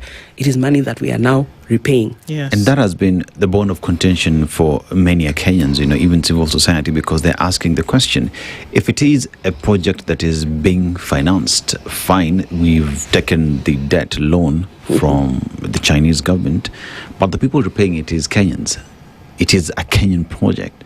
And there is a lot of opacity, including the contractual agreements that was there. And Kenyans have even asked to just see what that contract says, and it does not exist. I've just looked at the corruption index and rating that you've given, SGR 4.49, which is high. And with that, return on investment, dealing with corruption and suspicion that does exist today, are we seeing that even being handled in the next phases, perhaps? See, already, like with the SGR process, and it was something that we have identified in the report, what were the corruption risk or vulnerabilities, at what phases particularly, and what we identified was that the most vulnerable areas were at the beginning, at the initial phases, particularly in regard to project selection and the initiation, and that includes how you identify a project. Is it priority? How do you contract and so on? How do you identify the contractors? Is it a competitive, open bidding processes so that you actually ensure that you get value for money and you get the best people who are able to deliver the project? Now, we found that process was not satisfactory, in terms of when you look at transparency, accountability, access to information, and even public participation, and even oversight, when you look at the critical institutions that should be involved in oversighting public investments and finance. Now, we are already seeing that in this process, in these phases that are now being, have been initiated, in terms of the initial process. How is it? Because right now, as at now, if Kenyans don't have proper information in terms of, I think we have, they've told us maybe about the budget, how much it might cost, and that is why we have identified that it's actually going to cost 200 billion more when you look at what was initially proposed as the amount, and those many years ago. It's almost now probably more than 8 years, and now at this point when they're relooking at now, how do we kick off this the next phases again, which I said again is understandable, but then should it be 200 billion? Now, if we had proper information as civic oversight, as civic institutions, as citizens, there wouldn't be so many, like this lack of trust and saying, oh no, already there looks like there's corruption happening. So how you kick off a project, particularly in terms of identification, prioritization, selection, is so critical, because it almost tells you the trend of how things will be. In the continuing phases, in terms of the implementation, the actual construction, and even in terms of the handing over, service delivery. Look at even the SGR. There were questions now, and maybe there were actually limited corruption. But the fact that in those initial phases there's just a lack of information, and that followed that trend up to the point where now there are questions around, okay, so who's actually in charge of this project? Is it is it Kenya Railways? Is it the Chinese? Who's actually running it? How is how are the profits? The income generated? How is that being distributed? On what ratios and so on? How much is actually Kenya making from this? So now, when these questions are not properly answered, it continues to you dig that hole of lack of accountability and lack of trust. So we hold that, especially at the initial phases, Kenyans should be very much involved in terms of knowing what is the roadmap, what is the costing, what is a plan of financing. Is it a public-private partnership plan? Is it a loan that will be incurred?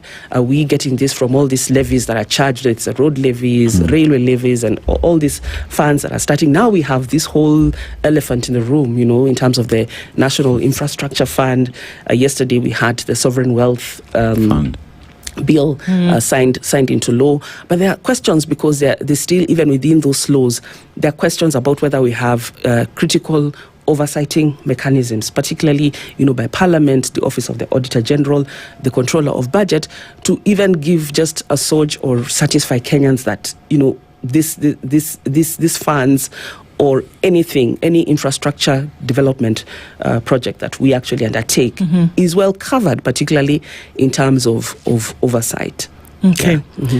One of the things that you mentioned is public funds, obviously, but then how far did limited public participation contribute to this situation whereby transparency then has not been met? Yeah.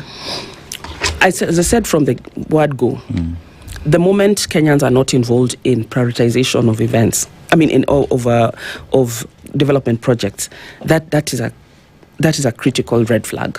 Okay. Because the question would then be, why weren't we involved? Though you have to also acknowledge that I've seen in the latter, like in the last couple of years, sometimes I do see that there are calls for public participation. Like I remember, was it some point last year, there was a call for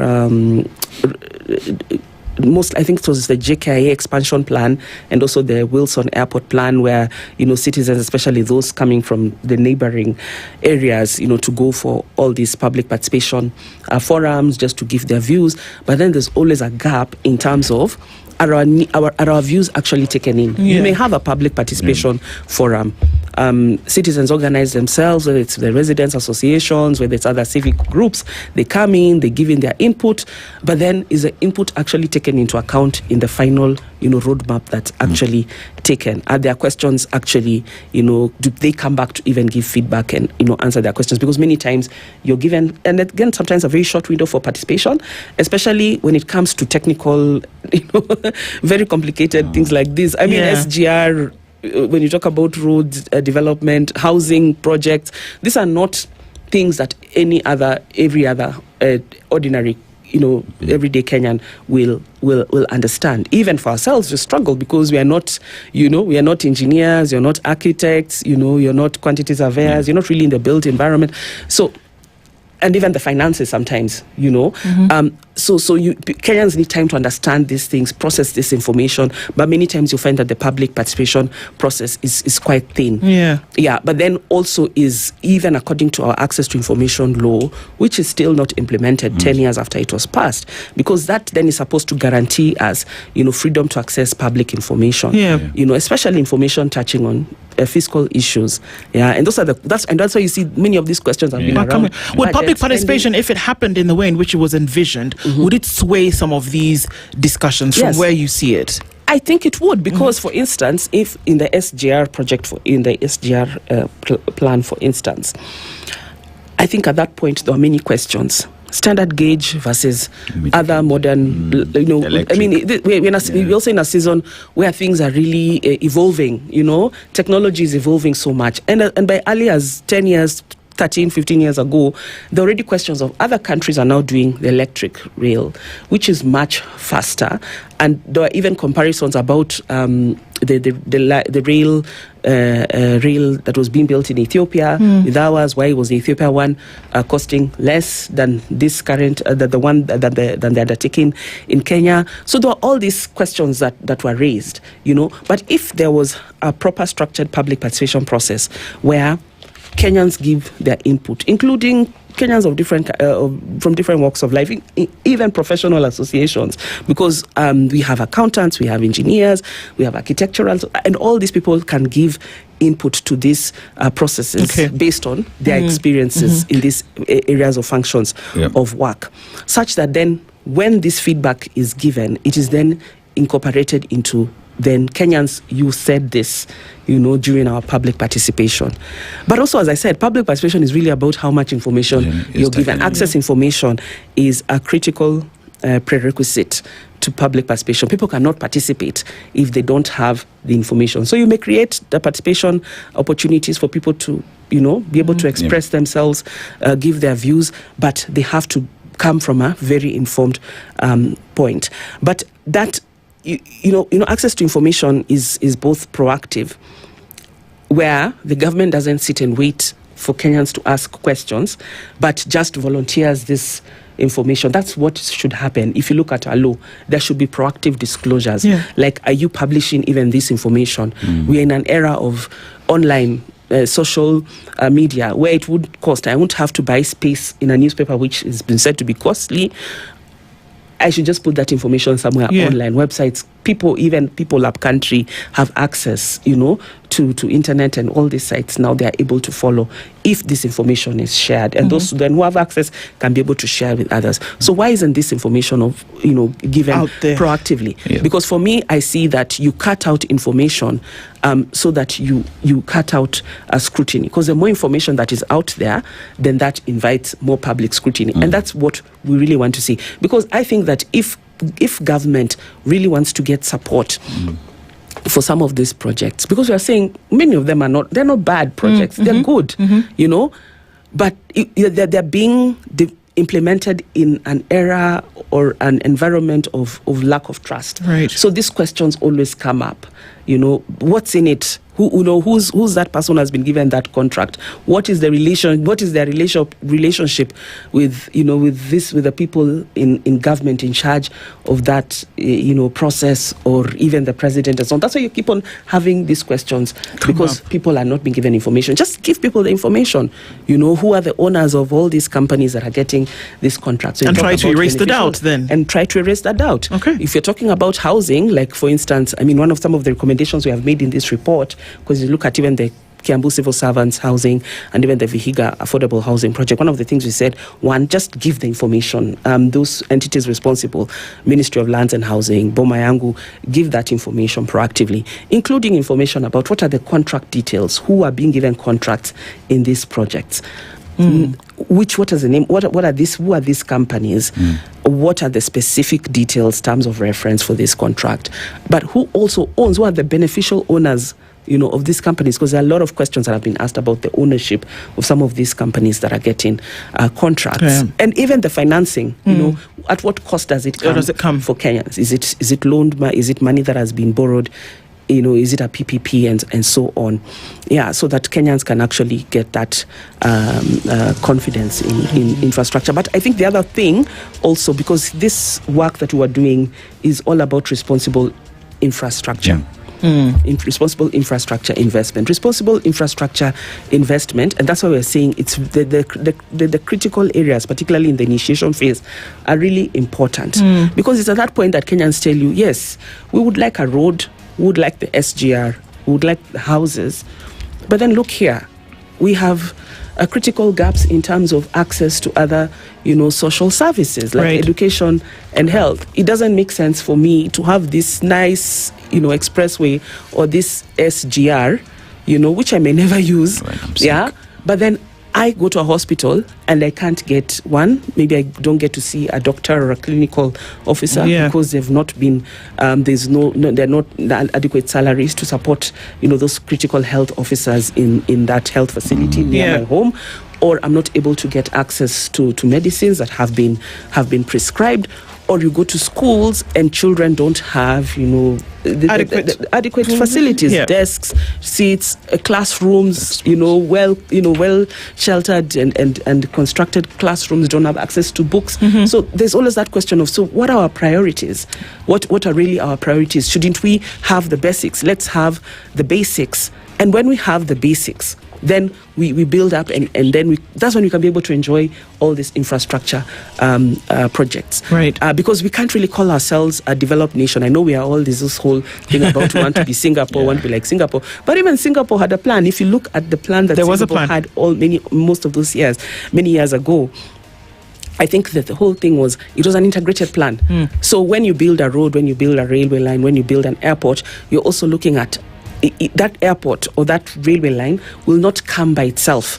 You have to think about, so what are the other drivers of the economy that you have to develop alongside that infrastructure project to ensure that when that project is rolled out, they're actually going to be there's going to be demand for its use, because for instance, like the SGR, the thing was, we want to use the SGR to be able to ease the transportation of goods on the roads, from and also decongest the roads and ensure that this goods are able to move faster from the port of Mombasa end to end.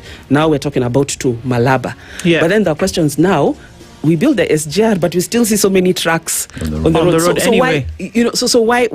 Why aren't those who are transporting goods, why don't they have the confidence, or is it the utility of the SGR that they are now, still preferring to use the roads instead of the rail line, so that we are able to now maximize and ensure that that loan that we are paying back for the SGR is actually paid back, not from the way it's supposed to be. Not through tears and pain, through the pockets of Kenyans, but because these people are making more business by using SGR, and that money is deployed back to pay the loan. That really should be the principle when it comes to infrastructure development. Even with the expressway, what was its what economic value? What is the economic value? All these roads that we're getting in different parts of the country, great, but are they helping in terms of agri-food and agribusiness growth, such that then I'm able to, if you come from Western Kenya, or you even come from the coast, you're able to use those roads to actually transport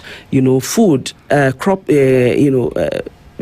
crops or whatever for further processing or even for further distribution, because you have a good transport system. Network. I'd like to take a break at this point, and then we come back and look at some of these other pertinent issues here, because when we're talking about transparency does definitely go across board. Sheila Masinde is the Executive Director of Transparency International, looking at that risk assessment that was done for transparency, especially focusing on the SGR this morning. We're going to come back and discuss that as we come back from this break. Just stay with us. This is the Situation Room, the only way to start your day. Traffic.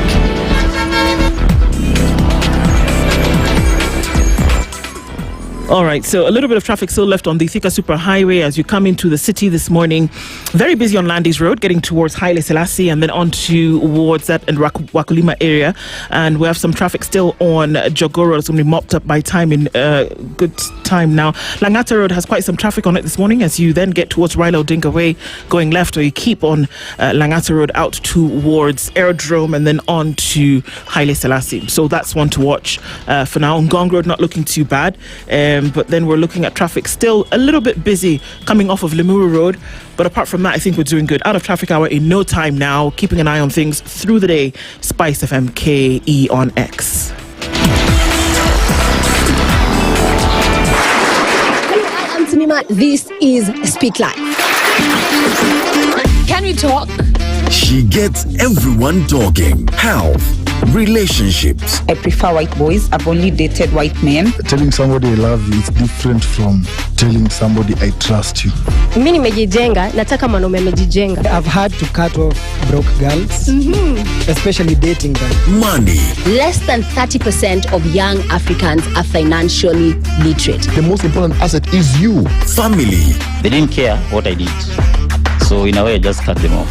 It will take me some time because I find myself even right now as a grown-up, distancing myself from my mother. She made me go through trauma. There's a time I told my mother I'm not your husband. And how did that go down with your mother? I didn't care. Identity, purpose. Because one honest conversation can change everything.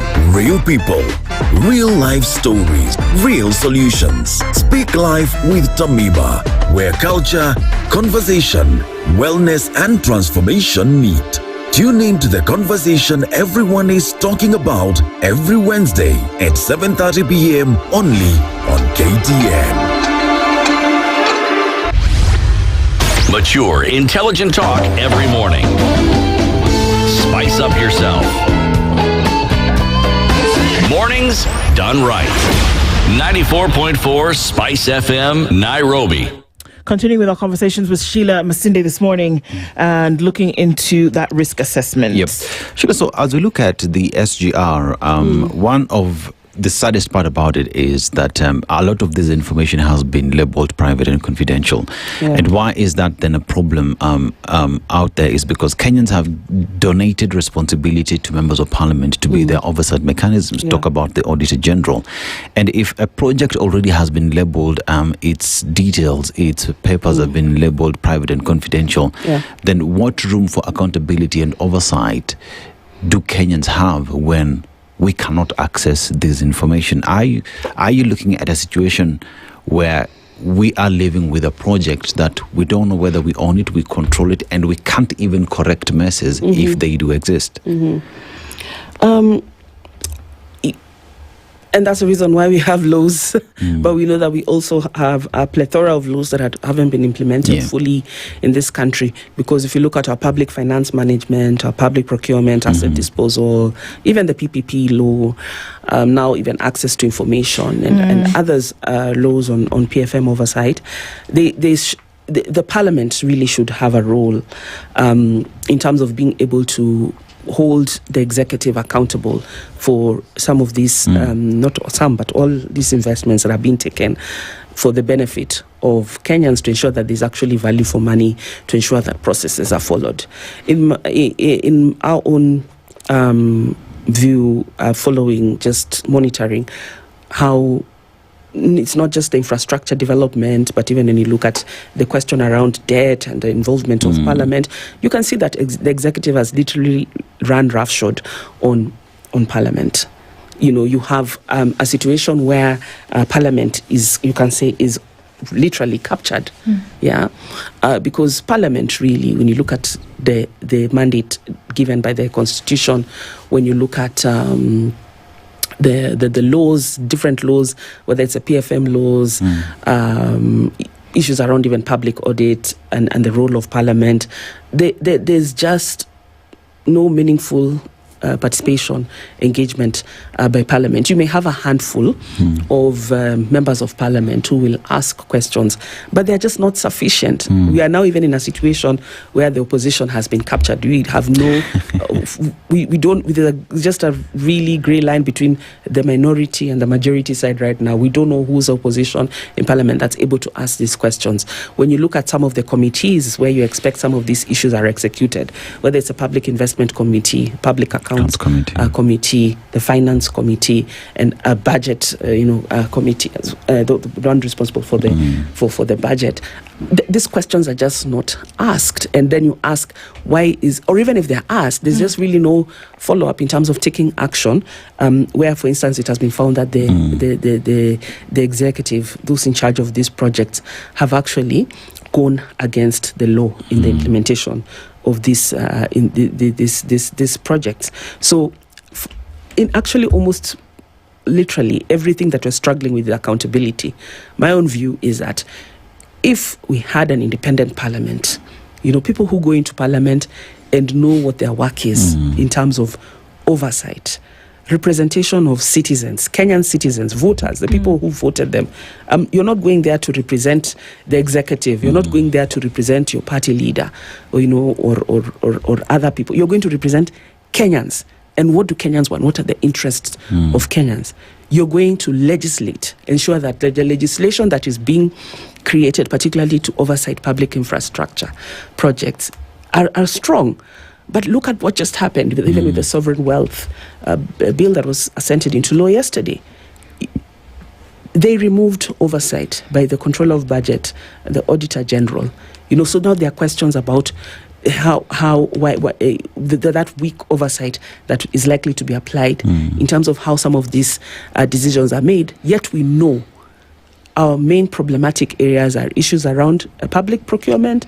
EACC will tell you that more than 80% of the cases, even if you look at the EACC reports every quarter, every half year, every year, you look at, just do an analysis, many of the cases are touching on public procurement, conflict of interests, abuse of office in regard to making decisions on contract, variation of contract. So a lot of issues around public procurement, So that tells you already there's very limited oversight. There's a problem with public procurement. There's a problem with the infrastructure development, but we are not strengthening oversight. Instead, it's actually been weakened, but because Parliament is allowing that to happen. Because if you look at what Parliament does, it relies most of the time on a report from the Auditor General, especially when you talk about public finance management systems.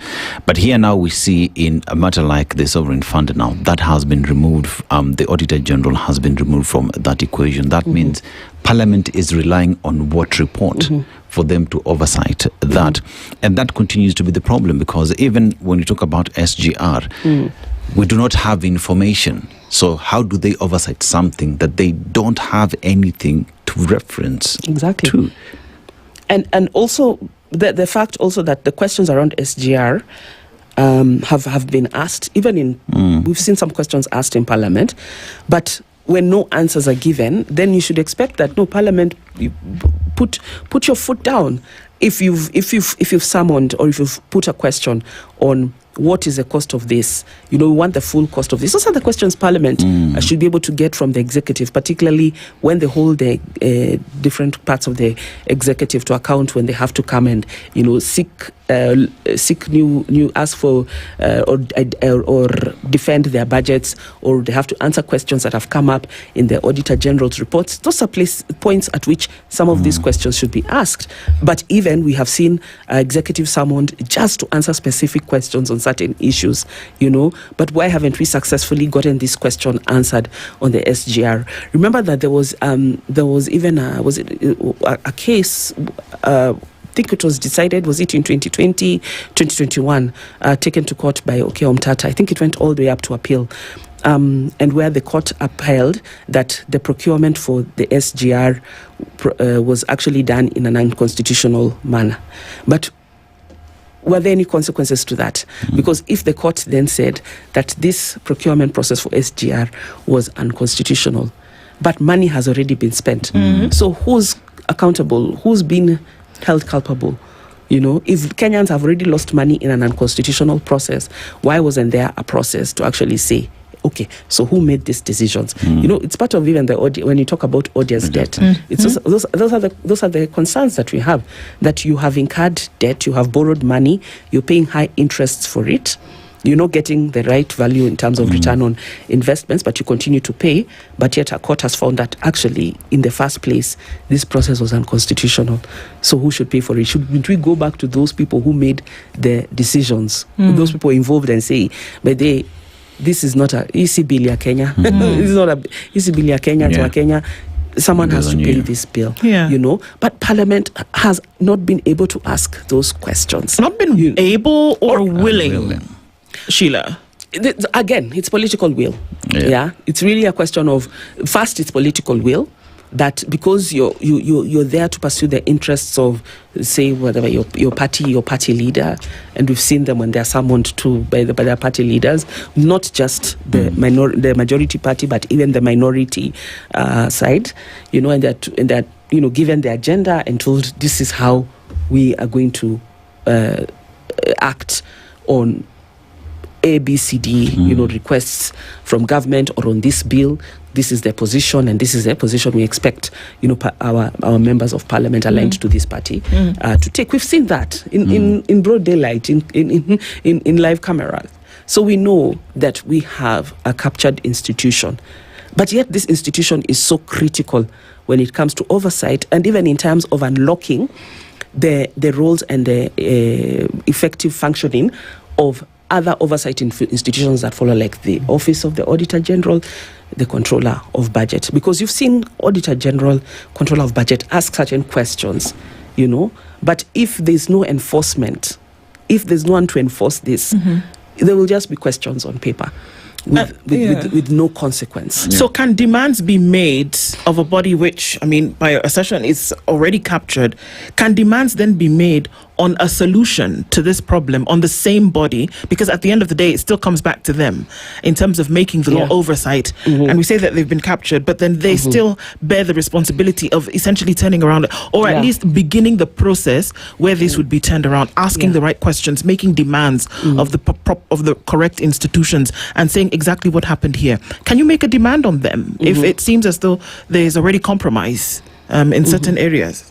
One is it's people power. I mean, it's unfortunate, but almost everything in this country goes back to people power, you know, the citizens. But again, the Article 1 of the Constitution says all sovereign power belongs to the people of Kenya.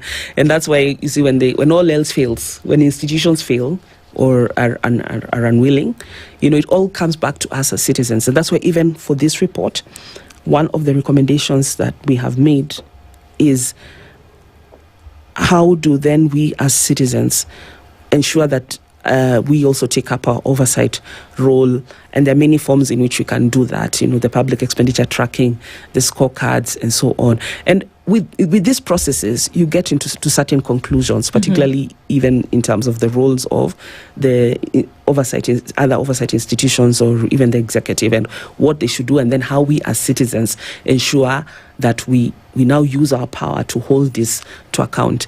I think that citizens have there are mechanisms that can be used. It's just that we have not exercised them, but it's really about mobilizing and organizing ourselves. One has been, you know, that power of recall. I mean, if a member of parliament is just not working, why do you leave them in office for 5 years? These are your servants. You pay them. But you see, that relationship is always is what do you call it?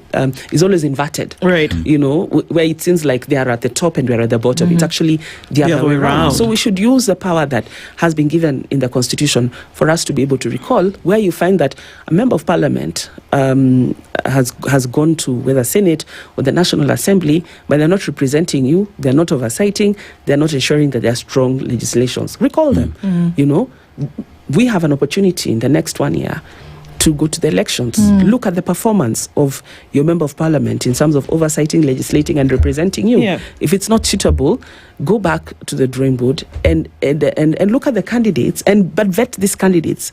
Vet them to ensure that you actually have people who are independent, are not going to be controlled or be run roughshod by, you know, the executive or party leaders, so that these people are going to be independent and are going to be able to demand questions, ensure that there's enforcement of all these things that we need to see in regard to accountability. So we are not powerless. But sure, the accountability essentially is tied to the Constitution, which is the guiding light for all of this. But it seems as though the party power supersedes that which the supreme law of the Constitution should actually be vanguarding. That the affiliation to your party and your leader in terms of what's to be done, I mean, God forbid that you should then have the majority in parliament as a party. That is what rules the roost, not the Constitution. The same inverted relationship that you talk about. I could be on the outside today, and if I find my way into political leadership by way of a party, my whole conscience changes completely, and the Constitution takes a back seat. That's what creates the gaps for greed. How then do you close those gaps? Because even with the risk assessment that's been done by TI, and you look at these things and you see these patterns over and over and over and over again. SGR here, another project tomorrow. I know, Sheila, that there's something that you say, yikes, something must shift. There has to be a change. So taking all of those things into consideration, how far back then must you go to sort out a today problem? As far back as nominations in parties, who you're nominating for positions of leadership? Because it bears then a burden on something like the SGR. Yeah, it does. How? Yeah. One, let it be it's clear that the Constitution is supreme, and the Constitution has given us the power as citizens, and that's why I say we are not powerless. You know, yes, we have seen situations, lots of the situations where party leaders the executive ndio kusema na kutenda in terms of we want this done, and that's why we said there's a whole problem even in terms of selection, prioritization, identification of these projects, because sometimes when you look at it you're always like, was this really meant to serve citizens, or is it just meant to is it a cash cow? Is it an opportunity for someone to be able to extract from the center in terms of the procurement and the contracts and all these deals that come with projects? But because it seems like there are always individuals who are out to make money, make a gain from all these projects are ongoing, and they're supposed to be for the public benefit. But I think as citizens we just must understand this and then exercise this, that we are the supreme authority, and nothing should come between the Constitution and how it's and how it's implemented, because we've seen that it has beautiful provisions. When you look at the laws that have followed the Constitution, or even those before, we have very progressive laws, transformative, if you ask me, that when you read them and you look and you compare where we are as a country, you'd not tell that, are these laws actually for this country? Where which seems to be struggling, socioeconomically, politically, and so on. Yet we have all these provisions because they have not been implemented. That's why I say it goes back to the issue of people and culture. People, citizens, make the right decisions in terms of who you choose to represent you, to oversight, to legislate. Follow them up. Ensure that you vet them to ensure that these are people who can actually stand their ground, and ensure that they are not going to be subservient to anyone other than the Constitution and the people, the citizens. And I think even while at that, then there is the need for every other agency to work in unison, so that if it's the DCI when it comes to PIP projects as well, when it's the Auditor General, the Controller of Budget, Parliament to do its role, the political class to have the political goodwill in making sure that the law is followed, so that at the end of the day we say it is an ecosystem that each and every single aspect of implementation of these projects are being followed, where we can't say we're moving forward when we have an important cog, say, when it is oversight that is left behind. Everybody, including citizens, on who it is they elect, must play their role. Exactly. I mean, and if you look at our report and the recommendations, we literally have recommendations for every single entity. We have recommendations for citizens, and that's why we're talking about what citizen oversight can we apply. We have recommendations for media in terms of what monitoring by the media, reporting, investigative journalism. By the one aspect of this project and the research process was we worked with investigative journalists to also try and get the information and data in regard to the corruption vulnerabilities in the 3 projects that we selected. We have recommendations for the oversight, institutions, whether it is budget controller and the Auditor General, the National Assembly, which I've already talked, and we've talked so much about what we need to see in regard to Parliament, the National Assembly, the Director of when you talk about public-private partnerships, because we've seen that has been abused, time without number. There are a number of PPPs ongoing in this country, but then sometimes you don't know, is this a PPP? Who's the other? The public is us, but who are we partnering with? Yet it is public-private partnership, but many times we don't know who our private partner is and what are the terms, and how even the process was done. When you look at even some of the privately initiated procurements that are done even for PPPs. So we have recommendations for everyone, and we believe that if we're able to implement a number of these recommendations, particularly in regard to the access to information.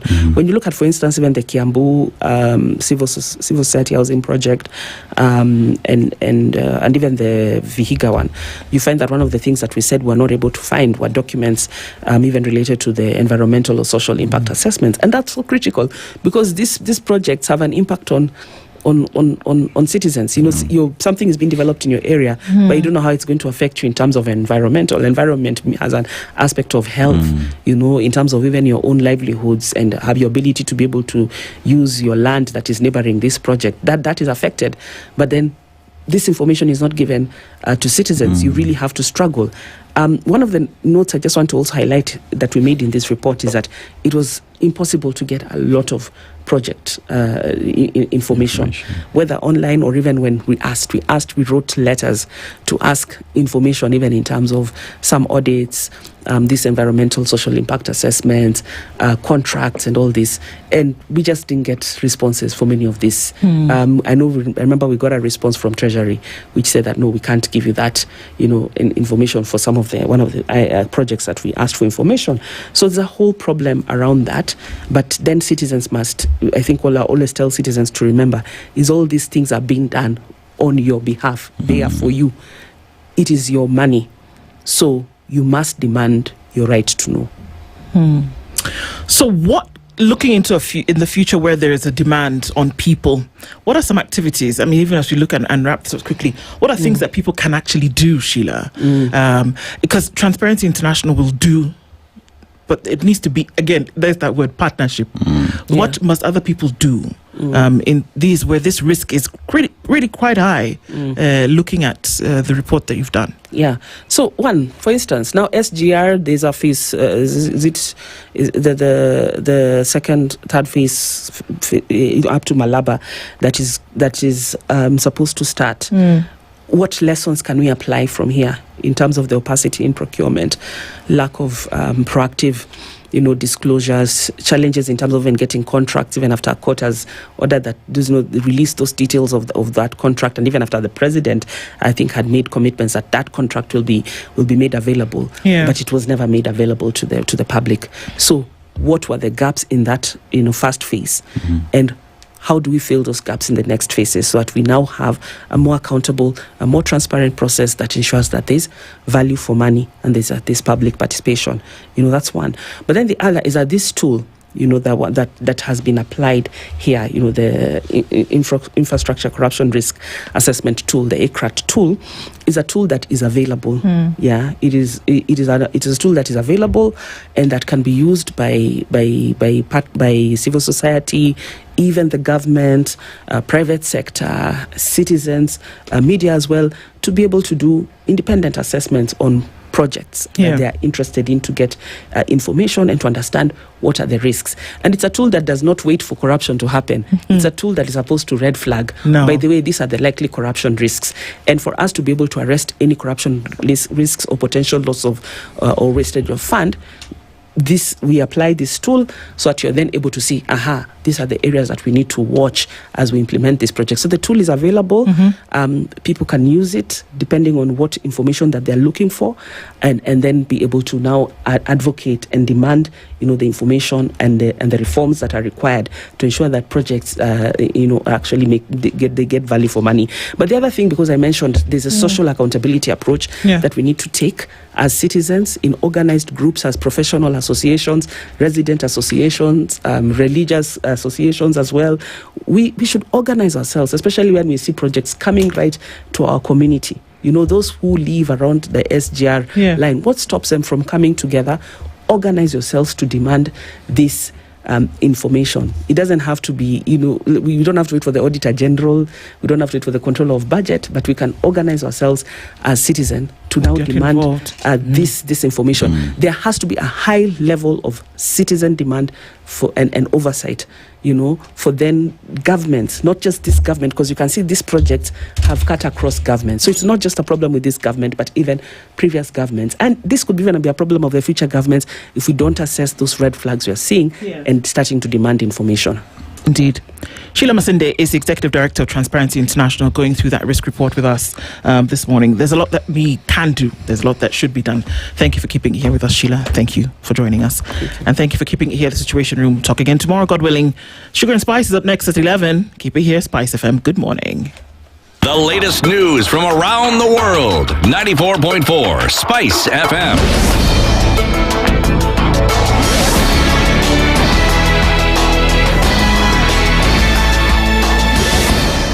Good morning. This is the news. I'm Sheila Tembor.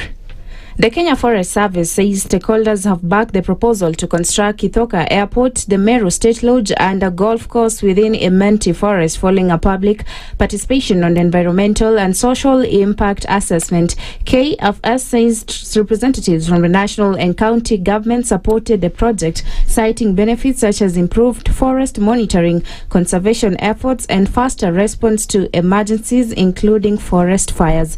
The proposal has however faced opposition from environmental groups, with the Environment and Land Court issuing interim orders halting the public participation process over concerns that the project could affect the Imenti forest ecosystem.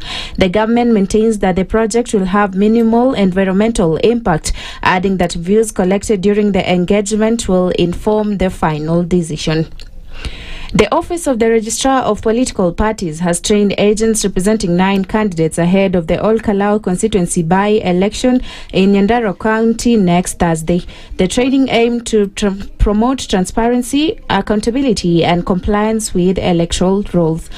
ORPP Compliance Officer Loserian Tukei urged agents to understand voting procedures, report challenges and document incidents during the election.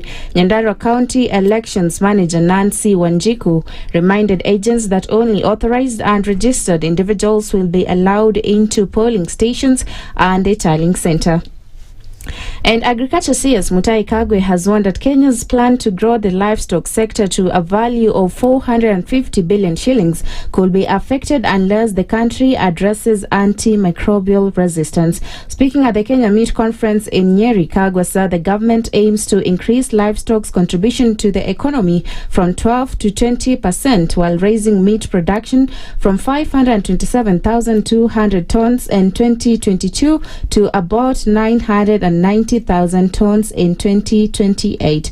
As said, global markets are increasingly demanding meat that meets food safety standards and proper veterinary medicine practices, warning that failure to comply could deny Kenya access to key markets. If left unchecked, this resistance threatens not only human health, but also Kenya's livestock exports. Many premium export markets now subject imported animal products to stringent testing for antimicrobial residues and responsible veterinary drug use. These reforms are not administrative exercises. They are economic reforms, export reforms, public health reforms that are designed to restore confidence in Kenya's livestock products. Healthy animals produce safe food. Safe food earns consumer confidence. Consumer confidence opens our export market. And that's the news. I'm Sheila Timbor.